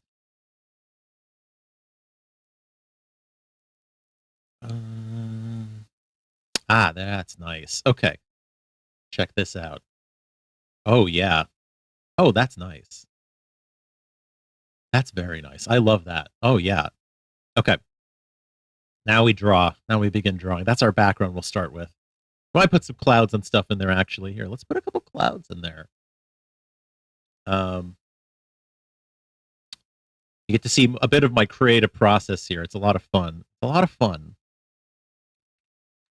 Maybe I'll discuss the creative process. So yeah, we're making a horizon here. We're making it a bit pixelated because as Kahtide, I am rather pixelated. And then I'm a mouse drawer. You're gonna love this. I draw via mouse, so it's gonna be a lot of fun as you see me kind of figure this out. Okay, I like to kind of cut these up a little bit, see what happens. This is not my best work. This is me just like drawing off the cuff. So don't even mind me. This is like my scratch drawing style. Like I have a couple of Does anybody else have like a couple of drawing styles that they like to do? Because like I have a few. I've got a painting style in particular. I would say I have a painting style that I employ that is a lot different than like my digital art persona. I would say it's a lot different. I would say, but yeah, like when it comes to like the Kahtide art style, I would say it's very much just like chicken scratch. I'm just like trying to quickly communicate what what's going on with me in a way that makes sense. Um, that is also goofy looking, so that it's kind of disarming. That's kind of the aesthetic, I would say. Um, and then let's cut this up a little bit. I like to kind of use like brushes as like no, that's gunshots. Okay, let's do that's a little better. Okay. Just to give it like a little bit of texture. I like to do like kind of these sorts of like cutouts. I like to cut out a little bit, do a little racing. It's all about the negative space. It's all about the negative space. All right. Cloud. See, look at that. That's kind of a nice cloud. We can do like another one here. This one will be maybe like a little wispier, a little stretched. It kind of circles back on itself a little bit. We won't spend too much time on the clouds, but we'll add a couple here to just kind of add a little bit of texture to the environment. I imagine that the Korean Peninsula has many beautiful clouds. I can only imagine how gorgeous it must be to be in that area. Absolutely lovely, especially with all the trash bags flying around. It has to be just absolutely gorgeous. So we'll just kind of sketch in some lines here. In the pixelated style, it kind of pays to kind of add a little bit of sketchiness, in some places, just to give it a bit more texture, break it up a bit, especially if we're going to be doing a little bit of erasing work. We can really kind of hone in on kind of the fuzziness of a cloud. Yeah, that's kind of looking nice, a little off the cuff. We'll do a little erasing now. Watch the magic. Watch the magic. Oh, that's not the way I want to do it. You want to turn the angle a little bit. You want to re-angle this sometimes when you're erasing, so it doesn't look like it's too similar when you're using the edges and stuff. Little pro tip for you digital artists out there. Look at that. It's kind of coming along nicely. Oh, hang on. Okay, we do a little on the inside. Get a smaller brush, maybe. That's too small. Yeah. Do y'all like digital art? I like doing a little digital art. It's kind of relaxing sometimes. So we'll put together a little piece. Look at that. That's a nice kind of cloud. I like that. I like that. We're gonna do a little post processing as well. Don't you worry. We're gonna post process a bit here. Um, but yeah, yeah, I've never really been one for like, for example, like a stylus or like a Wacom tablet. Really been one for tablets. I've always been one for the mouse drawing. I have like a kind of style that I employ. Some people might think that's insane, and I can understand why they would think that. It is a little insane. Honestly, I don't know if it's even that good. Maybe I could if I just got used to it. Maybe I could eventually do a tablet. But I don't know. The thing is, I've always used like the Wacom tablets that don't have like the screen built in. And I wonder if like having the screen would like kind of change that kind of experience a little bit. It's always possible. I just realized there's no music here. I'm gonna let me see if I can put some tunes on in the background. That's a little something to listen to while we hang out and decompress after all that news. Man, there's a lot of shit going on in the world. A lot of bad shit. Sometimes you just got to sit back and do a little bit of art to really recover and to feel a little better, you know? Sometimes the world just gets you down. Sometimes you just got to make a little bit of art about it, you know? Sometimes you just got to laugh about the trash balloons coming from North Korea, you know? You know what I mean? Sometimes you just got to laugh. Sometimes shit falls on your head. You just got to laugh about it. You ever had a bird shit on you before? I have. It certainly happened to me before. Not my favorite thing, but it does tend to happen sometimes. All right. That's the clouds. That's our cloud layer. We'll probably do a little bit more editing. Actually, you know what? Here's what we'll do. We're gonna put a little gradient on it. I think. Yeah, we'll put a little blue on it. We're gonna only a little bit of opacity on that.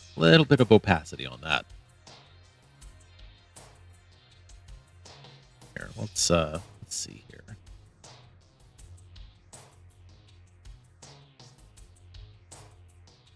Let's up the opacity just a little bit.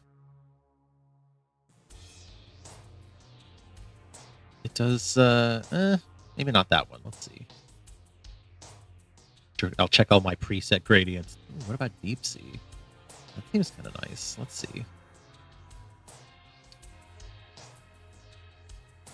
I am not trained. I'm not classically trained. Ah, that's kind of nice. I like that. Oh, hold on. Okay. I kind of like that. That's kind of nice. Oh, that's kind of nice, actually. Okay. It's kind of nice with it, though. Last thing we'll do is just give it a nice dithering really quickly, just to help give it some texture. Always like to add a little texture. All right. I'll go through my dithering presets. Don't feel ashamed of using presets. Sometimes it helps to just have something to throw out there really fast. You know what I mean? Okay. Nothing wrong with that. All right. That should look a little better. Look at that. Look at that texture on that cloud. Doesn't that look textured? That looks really textured. I kind of want to just like give it a little bit more, like a little more holes in it or something. Let's see.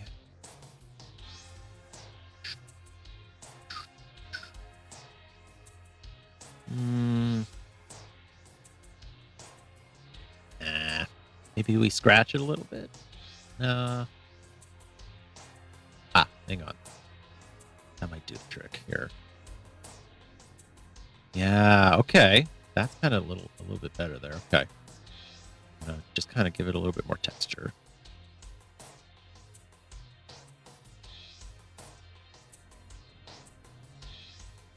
Oh yeah, that's coming along quite nicely.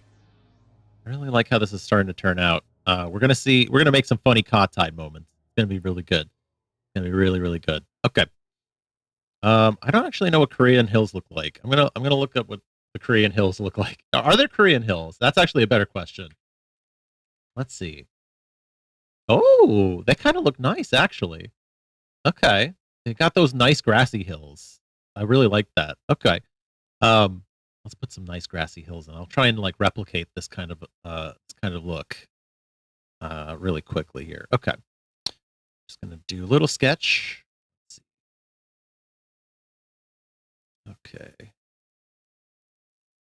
Kind of, well, they're a bit more bulbous. Also, I tend to like to draw in like a highlight color before I change the coloration. So let's see about doing that instead here. Okay. We'll draw some. That's the horizon. So I need to. Well, they're a bit more bulbous. They seem to be a bit more bulbous, the hills there. Okay. More like this. Very rounded. A nice long wide one there. Another bulbous. Very good. Yeah, sort of like this. It almost looks like Mario World, a little bit. But hey, whatever. Nope, hold on. I got a gap somewhere. This looks spectacular. Trust me, this is going to look a little bit better once I'm through with it. Promise. Promise it. It's just an outline. There's our break right there. Okay. Now we're talking. Okay. Very good. Very good. So this, we're going to now properly color. They're a bit more yellow. Let's say, yeah, like that. That's kind of more the green color I'm looking for. Yeah. Okay. That's kind of nice. We should probably, here's what we'll do. This will be the back hills. Okay. I'm going to try and like add a little bit of texture on this as well. Just to kind of break things up a bit. We'll kind of give it the, that's not really what I want to do here. Just want to kind of give it like some quality, Oh, that's kind of more like it. Okay, I want it to kind of look more like it's like covered in shrubbery or something here. That's kind of nice. Okay, I kind of like that. Sometimes you just gotta kind of have to improvise a bit, Kind of spread this out a lot. That's kind of nice. I like that. I already feel like I'm in Korea right now. Beautiful. Oh yeah. Okay. I'm gonna add another layer of this. Actually, watch this. We're gonna do another layer, and this one's gonna be a little bit more yellow. We're gonna put a little bit more greenery. Look at that. Oh, that's better. Oh yeah, we're gonna add a little bit of texture. Okay. Oh wow. Okay. Okay. And then maybe we can like add a little on the edges. Just to kind of give it like a quality. Yeah, okay. Kind of almost looks like there's smoky hills up there, Okay. Perfect. Next, I think we're gonna do like some slight slurring of the pixels, I think is what we'll do. And that's one way to describe it, I suppose. Or spreading. Yes, slurring. There we go. I think that'll do it because I wanna give it like kind of a fuzzy texture.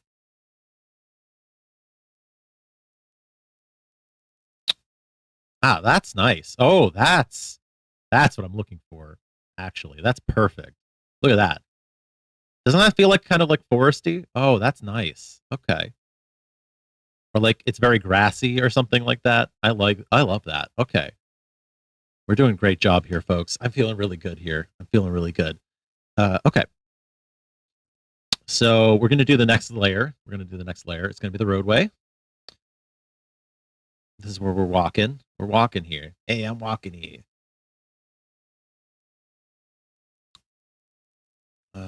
Actually, I just, yeah, okay, that's what it is. Okay, I need a bigger brush. Let's see. Okay, we're walking on the roadway, like there. The road. This is the roadway that Kahtide is walking on. Extends that way. Okay, so I'm walking from the hills. Yeah. Okay. And then this is where the trash is going to be floating, and it's going to fall on my head. I love it. Let's do it. That. Fill that. Okay. Going to select all of that. We're going to make it like a nice green color.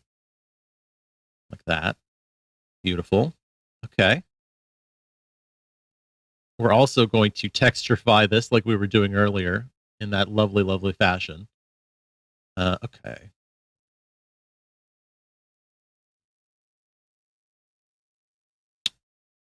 This one, I'll kind of do it a bit more subtly to make it kind of resemble grass, I think. We'll add some grass detail to it, but I just kind of want to add a little bit of that texture, and also kind of here. We also need to kind of dither this more. Sorry, give me 1 sec while I do a little more dithering. Oy, oy, oy. I haven't dithered the back hills yet, and I need to do that. Okay.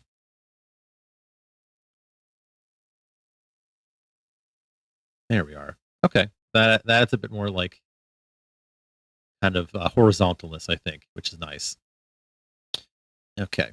Roadway. I'm going to add like a nice kind of asphalt color here. Very good. I want it to kind of come up into this though, so just quickly do that. Okay.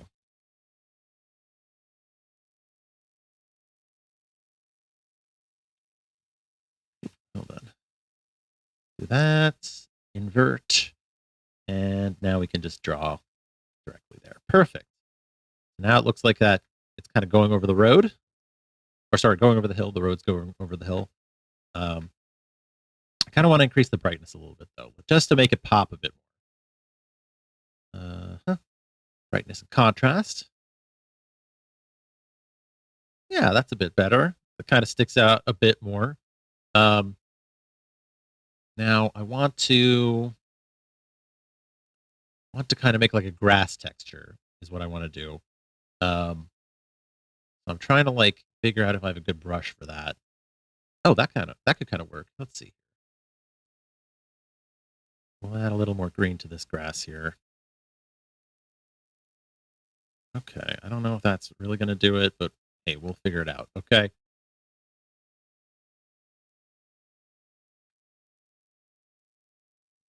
We'll just kind of start working some grass into there, and I think maybe we'll get the effect. We'll get the effect, I think, ultimately. Do y'all like to do art? I love doing some art. It helps relax me. It's a good feeling. It's a good vibe. Good art therapy. I might even go just a little bit longer on the stream just to make sure we get this one done, because I want to make sure we do definitely get it done. But yeah, I love doing art, and I feel like I'm going to try to do more of it. I think this might be the segment we do for a little bit now, because I did questions, I did complaining, now we're creating. I think that's a lot of fun too. We might even do some fun art streams and like make that a thing that we do in the future, and I think that would be a lot of fun. But that's just me. If you like it, let me know. If you think it's fun, I'll do more of it. But yeah, that's just something I wanted to try out. You know, it's always fun to try new things in your stream, and I think that this is one of those things I wanted to just give it a try. Just give it a try and see how it feels. So we're just kind of making like the grass here. We're drawing out just kind of some long grass. I'm gonna try to add like maybe some other colors into it to make it look a little bit more, like a little bit of browns in there. Kind of, yeah, there we go. That's starting to look a little nice. That's starting to look a little nice now. It feels like we're in in a kind of a grassy kind of walkway, Oh yeah, that's good. That's really nice. Okay. I feel like Bob Ross right now. I'm just like, oh, very pretty grass and very lovely grass that we're adding here. I just love it. So nice. All the happy grasses. All the happy grasses. But yeah, we'll do a couple layers of it, like one more layer of this, probably in a kind of yellowish color. We have the greens and the browns to complement. Okay. This one I think we'll do kind of more like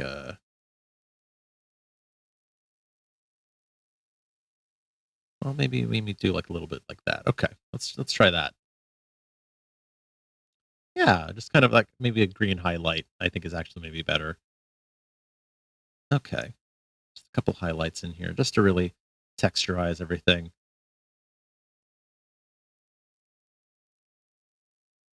I think I'm definitely gonna post this up on the old social medias once we're done here. I think that'll be a lot of fun.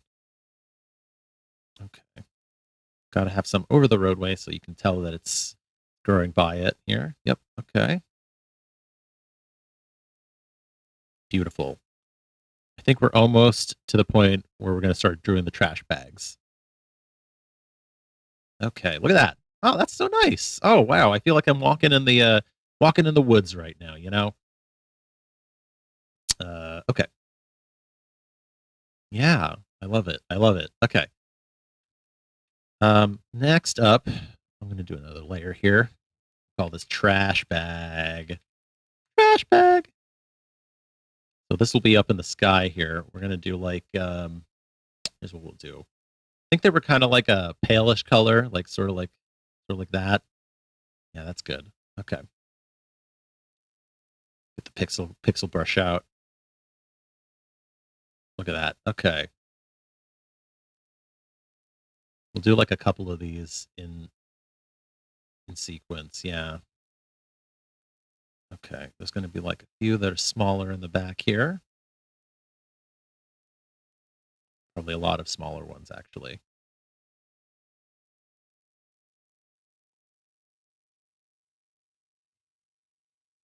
Oh no. Oh, the trash bags are coming, y'all. Uh-oh. There's a lot of them. Oh no. Okay. There's a lot of trash bags, y'all. See? Look at that. This is good. Oh, I love doing this actually. This is one of my favorite parts is like drawing little things in the horizon, like coming at you. My dad used to do like little seagull shapes. He would always paint them on my walls when I was growing up. I always thought that was pretty cute. That kind of reminds me of this a little bit. All right, we're just gonna build like a big swarm of these kind of coming over the hills. As they get bigger, you can kind of start to make out a bit more of what's inside them, I think. But or at least the balloons too. We're gonna gotta start drawing a few more of these here. There we go. Okay.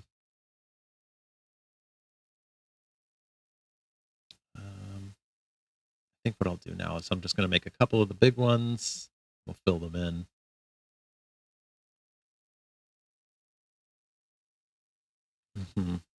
Okay.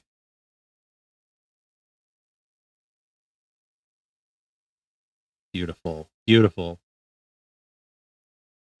And we'll just hang on. Sometimes you don't always close the loop and just fill in the whole damn layer.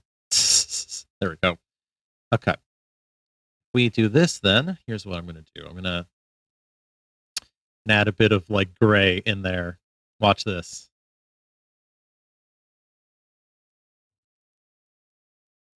No, not like that. Here.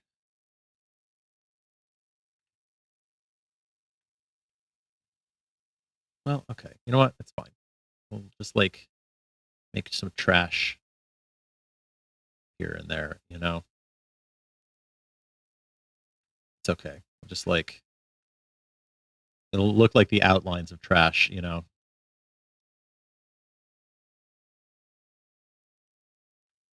And we'll tether it to make it look a little bit more recognizable. You'll see here in a sec. The effect will come out in a minute here.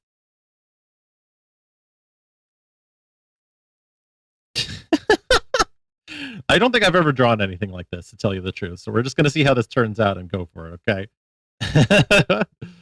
Can you imagine this story though? Can you imagine just like being a South Korean and just like looking up and there's just like hundreds of trash bags just above you, just ready to pop? I think that would be so fucking funny. That would make my day, honestly. That would really make my day. I don't know what I would do. I really don't know. Okay. Bottoms here.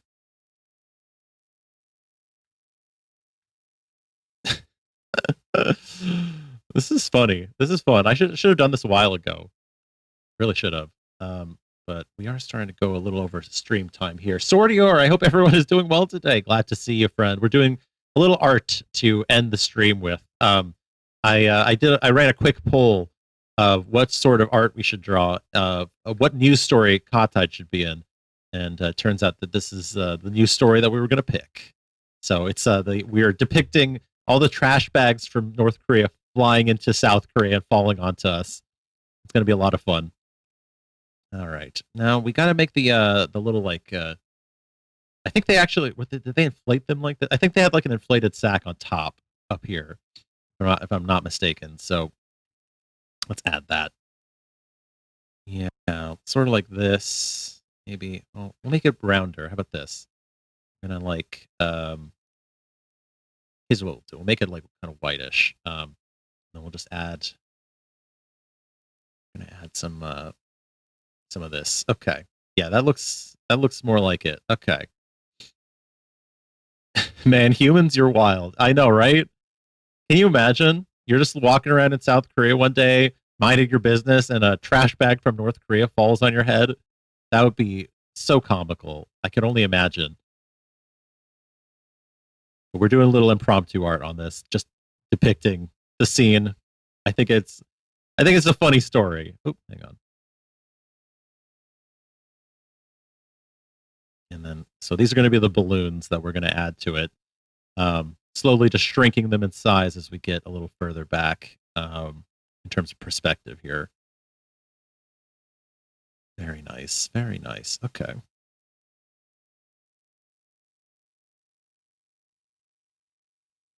This is actually looking kind of beautiful. I'm kind of really enjoying how this is turning out so far. Look at that. This is pretty fun. All right, let's finish this up though. We have a few more of these to do.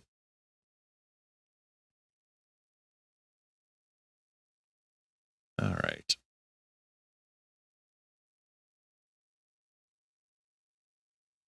Yeah, that's okay. That's starting to come along quite nicely. You can see the horde of trash bags increasing.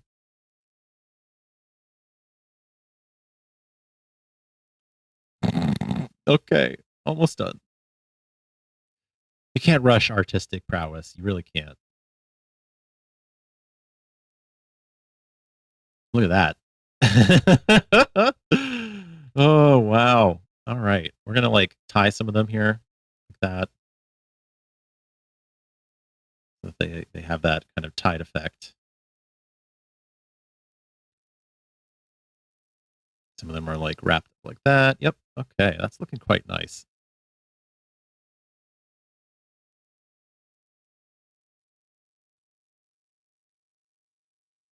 Yeah. Maybe not all of them, but definitely the ones that are closest will have these kind of ties to signify that they're attached. Beautiful.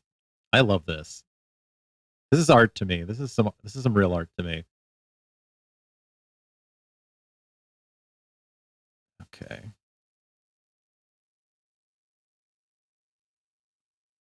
Yeah, I love it. I think that's all of them that I want to do. Yeah, that looks pretty good. So you can see here, we're walking the hills and the trash is coming from North Korea. Here, let's give it a dither to add a little bit of texture. Okay. We'll do a little bit of randomness there. I think that'll look good. I'm just going to check.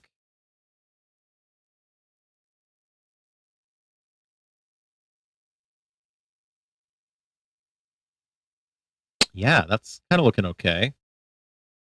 I'm just gonna do a little more here. That kind of looks fun. I love that. Okay, here. Let me add that. So now we'll zoom in here. Yeah, look at that. Kind of looks plasticky. Kind of looks like it's got something inside of it. I love it. Okay, we're also going to select all the white parts, and I'm going to add a gradient on those two to give it a bit of color.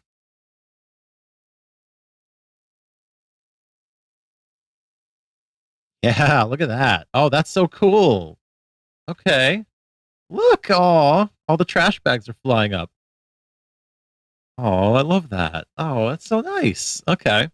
I think that's that then. So that's one part of it done. Now we just have to draw Kahtide. So let me pull up my Kahtide reference image. I have a Kahtide reference image to do this. And then I think that'll be it. We'll have it. It'll be our video done. Okay. Here we go. I got my reference image up. Beautiful.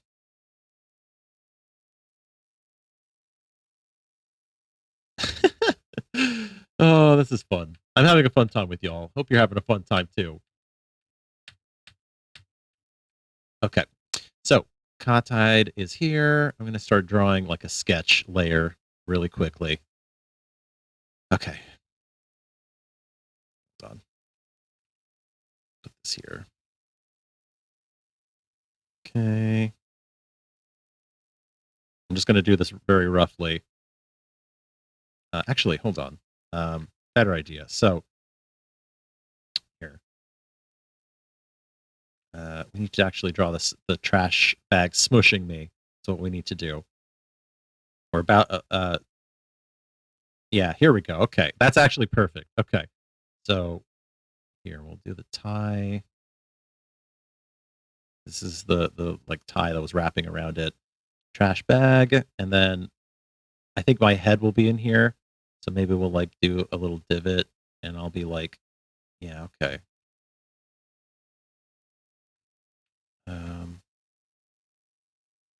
I can't draw circles like this. It's very hard. There. Okay. Okay. Draw the body. This is going to be the hardest part of this whole drawing. I'm just going to say it. Just going to say it. Okay. So Kahtide's walking. Kahtide's me. Weird to say it, to phrase it like this. Okay. We've got like the detached hips here. Very nice. There's always like that centerpiece there. And then we do kind of have like some angular limbs here. So just walking. I'm walking here. Hey, I'm walking here. And this one back here will be like back here. Yeah.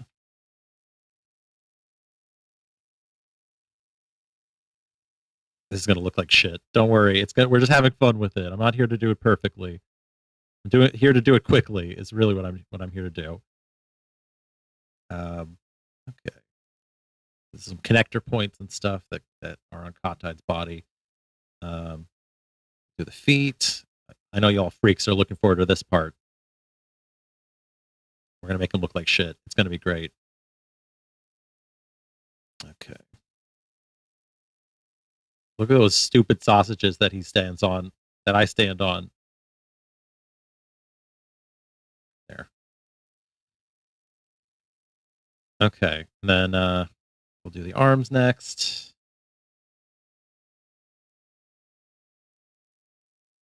There's always there's this little collar that goes around the arms, like here. As well as a collar that goes kind of around the neck as well. Hang on. Yeah, look at that. Oh, I should put another song on. Hang on. Here, let's put another one on. There we go. Very nice, very nice. A little relaxation music while we finish this up. This beautiful, beautiful piece of work that we have made together. Okay, the arms.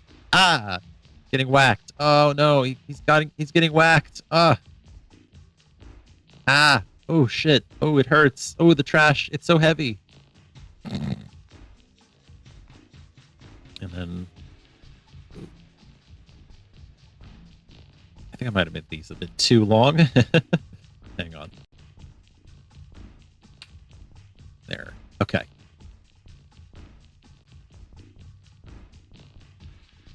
All right. There's that. Very nice. Okay. There's our arm. Sudden shock of the trash landing on my head. Oh, it's so bad. Oh, it hurts so bad. And then an ugly hand. We'll do an ugly hand. How could that? How could the North Koreans drop trash on us? How could they? Why would they do that? I was just going about my day in Seoul, and this happened to me. Unbelievable. Okay. I think that's it. Let me check my reference image again. There's usually a collar here too. Okay. Okay. Beautiful. I think that should do most of it. I'm just going to try and get the head now. I'm always trying to get head. You know me. Okay.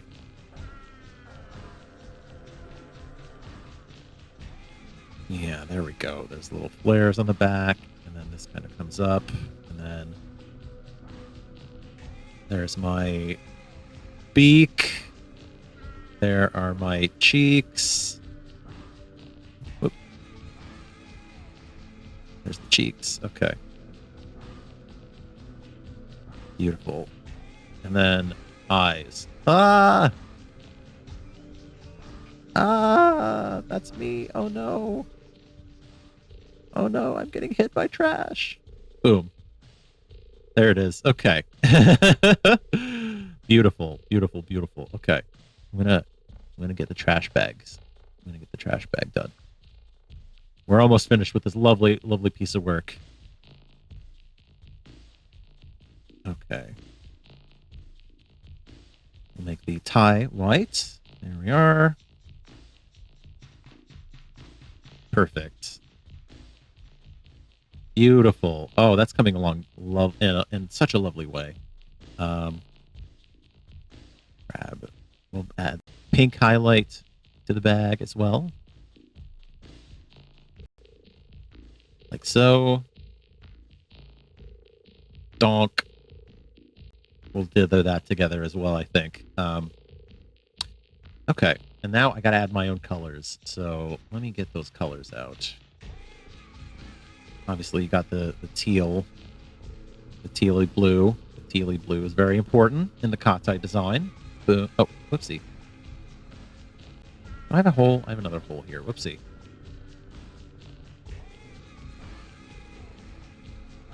There we go. Okay. We'll fix that. Oh, no. I love gaps. I love gaps in my art. Stop. So, okay. Back to it. Fill that. Fill these. The hands should be blue as well. Good. My helmet is blue.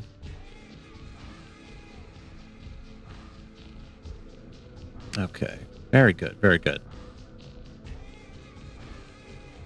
And then we have some gold. We have some gold in there as well. So let's put the gold in. It's a little bit on the red side. There we are. Put it on the nose. Not on the cheek. Oh, on the cheeks here. Yeah, these ones here. Actually, I wanted it to look like that. Yeah, there we go. Okay. Perhaps we could all get along and solve problems. How about instead we launch trash out at people we don't like? Okay, hey, well, to be fair, Sword, the South Koreans were doing it first because they were dumping a bunch of a bunch of like leaflets in North Korean territory. So to be fair, they did it first. They started it first. This was in response, actually, to North Koreans doing that. Unfortunately, although they should solve their problems. I agree. They should definitely solve their problems. That would be very nice. I agree. But you know how it is with those folks. They like to fight. I mean, I feel it applies to both. Yes, it does apply to both. I agree. It does apply to both. You're right. You're absolutely right about that. Okay. Purple. Put the purple in here. Purple. Right there, in between all the joints. This looks silly. This looks very silly. I'll put that there, actually. Beautiful. I think this collar is blue as well. I gotta get my models right. Okay. I think that's most of it. The head is in a darker purple color. Like so. Very good. All right, there's actually a darker color for this helmet too that we would use, like so. Like that. Yep. Okay. That's looking better. Yeah, I like that. No. Just trying to get there. Okay. And then we have some red eyes. Very red eyes. There we are. Oh, yeah. Okay. I love it. Once we get these, once we get the purple out of the way, this like purple outline out of the way, I think we'll be good. This is so fun. I love this. Okay. Those blue lines there. This is red. Okay. I think that's most of the... Oh, hang on. I almost forgot the arms. Lol. These right there. And grab some of that. Beautiful. And then one more there. This is very goofy. I love it. Okay. Last, it's humanity in general. It is humanity in general. We got to figure out our problems, folks. Let's figure out our problems, y'all. Let's figure this one out. We can do it. We can do this. Let's figure it out. All right. I'm going to color this in, or remove the outlines, I should say. Best I can. Yeah. And then we'll dither it, and I think we'll call it good. I think that'll mark the conclusion of this drawing and the conclusion of stream. And it's been fun. I'm glad to get back into the Koffee with Kahtide spirit, and to try out a new little segment too. I like kind of adding new segments at the end of the show just to mix things up a little bit, keep you on your toes. You know, you never know what I'm going to be doing next. That's how I put it. That's how I say it. You never know what Kahtaide's going to pull out of his hat. The consummate entertainer. Okay.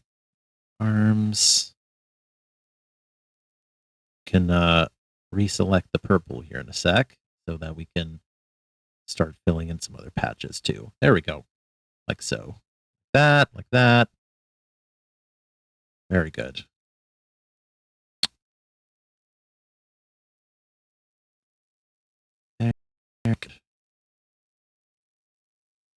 Another one, another tune on for you. A tune while we finish this one up. I hope you all have a great week as things wind down here and you move into your workday. I have certainly been settling into my new apartment quite nicely, and I'm very grateful for that. In fact, I just had a minor grocery delivery from my mother, and I'm very grateful for that too. Now I have some more groceries at home, and I don't have to starve. Not that I was starving before, but you know, it's good to avoid starvation, I think. I don't know what happened there, actually. Hold on. Give me a sec here. I'm going to this. More joint. Put the joints there. Yeah, that's a bit better. This is going to look a little doofy. I'm going to say it's going to look a little doofy, but that's on purpose. So I am speed running this effectively. If I had more time, I would definitely make it look a bit more attractive. Okay. Do that. Do that. Very good. Very good. See, you can't. This is, open Chat GPT and like OpenAI and all this shit. They can't replicate the artistic prowess of a human, but I can. I can do it. Can you see this? I mean, you can see my art. I mean, you can see how incredibly effectively human it is. It is so human. Okay.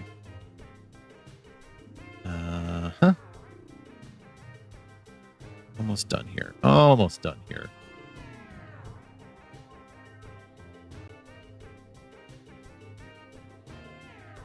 Get the purple in there.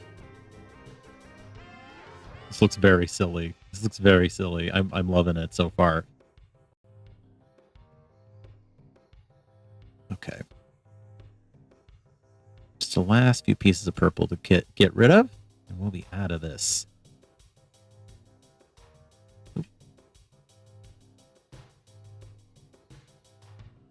There we go.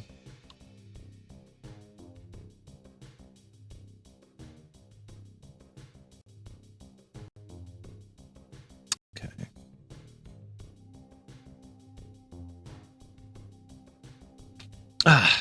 Now we get into the tough one. Face has a lot of lines through it, so it's going to take a minute here to get through all of them. I'm going to make a smaller brush. Okay.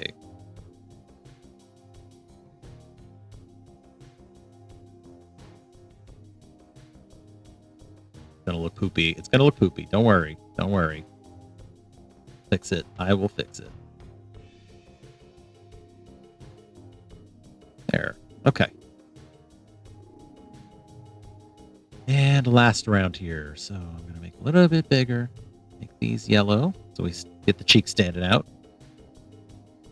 Very good. Just like so. These will be a nice red color. Just like so. I'm not gonna deselect just yet. I want to try and get. Yeah, I kind of like the drawing over just to kind of shape it a bit better. There. Okay. A little of that. A little of that. Very nice. Bring that over. Very good. I think we'll kind of just fill this in as we go up. Yeah, like that. Donk. There's the trash. There's the trash bag.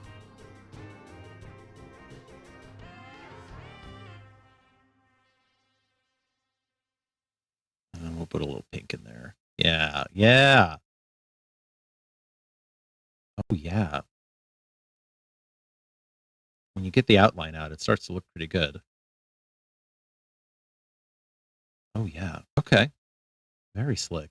Now we should be able to select the rest of the pink, get rid of it all together, and I think that'll finish our drawing, at least for the most part. I'm still going to dither the Kahtide. The old Kahtide. There's that. And we'll do this. Around the trash bag. Well, maybe I should should I add some of that trashness to the inside? Maybe I should add a little bit of trashness to the inside just to really fully, finish the drawing, because otherwise it's going to look a little wonky. Let's see. Human art, human art, but aren't you AI? I am AI, yes, but I'm doing a great job replicating the human art form, aren't I? I'm doing so much better than any of the other AIs could possibly do. There's no way in hell they can match my skill here in making this beautiful piece of art. I promise you that. I promise. All right. Donk. Perfect. So that looks great. Looks fantastic. Let's add the dark trash color and stuff. Nope. Okay. Well, that's I'm just gonna like add some weird textures in here to make it look, I don't know, weird. Like there's like filth in there. I don't know.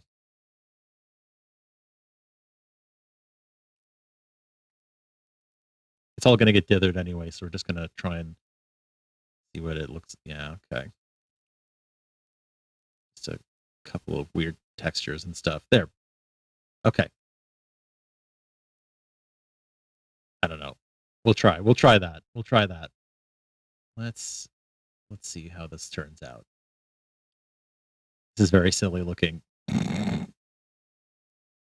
Oh, one more thing. I'm gonna add like whoosh lines.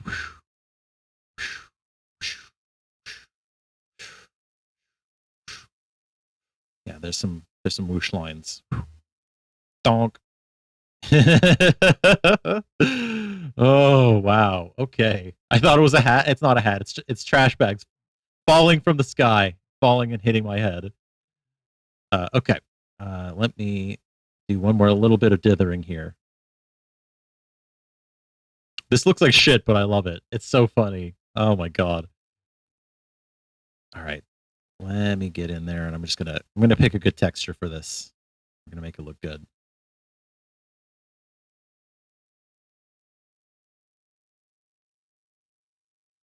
Okay. Kind of want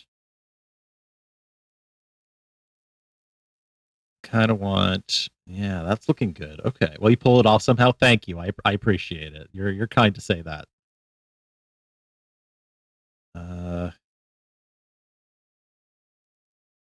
Okay, I think that'll work.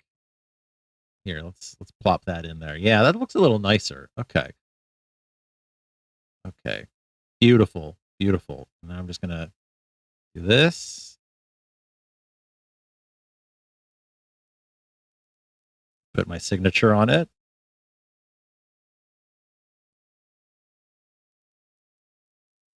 Beautiful. Oh. Oh, look at that. Look at that. That is art right there, folks. That is some art right there. Oh, beautiful. What do you think, huh? Kahtide goes to Korea and gets his head smashed in by a bunch of trash. Beautiful. That's the show, folks. We went like a half hour longer than I planned to, but that's okay, man. That's okay. I hope you enjoyed seeing some of this. I'm going to post this on the old Twitter and the old social medias after we're done here. Thank you, everybody, for tuning in. Why don't we... I hope Kahtide is okay. I am A-okay. My head is way too thick for that to happen. For me to die, I should say. I mean, for the trash to hit my head, that can totally happen. But hey, I think I'll survive. Don't you worry. All right, let's see if we can raid somebody. We got a couple people in the viewership here, so let's see if we can pass the love along. How's that sound? Who do we have available? Let's look at our list. Yeah, thank you everybody for tuning in this lovely Sunday for Coffee with Kahtide. Y'all are amazing. So appreciate it. For some reason, my Chrome has decided it does not want to work. So thanks, Chrome. I love this. Thank you for that. Why is it? Oh shit! Did it report? Oh my god! It didn't. It's. I thought I updated it to just chatting and it stuck to Subnautica. Are you kidding me? What the fuck? No wonder. No wonder this was weird. Okay, hold on. What the hell? Stupid Twitch. I switched it. I promise you, I switched it, and it didn't switch over. What the hell? Okay. Anyway, we're gonna raid a channel here. We're gonna raid a channel. Hang on. We're gonna raid a channel here.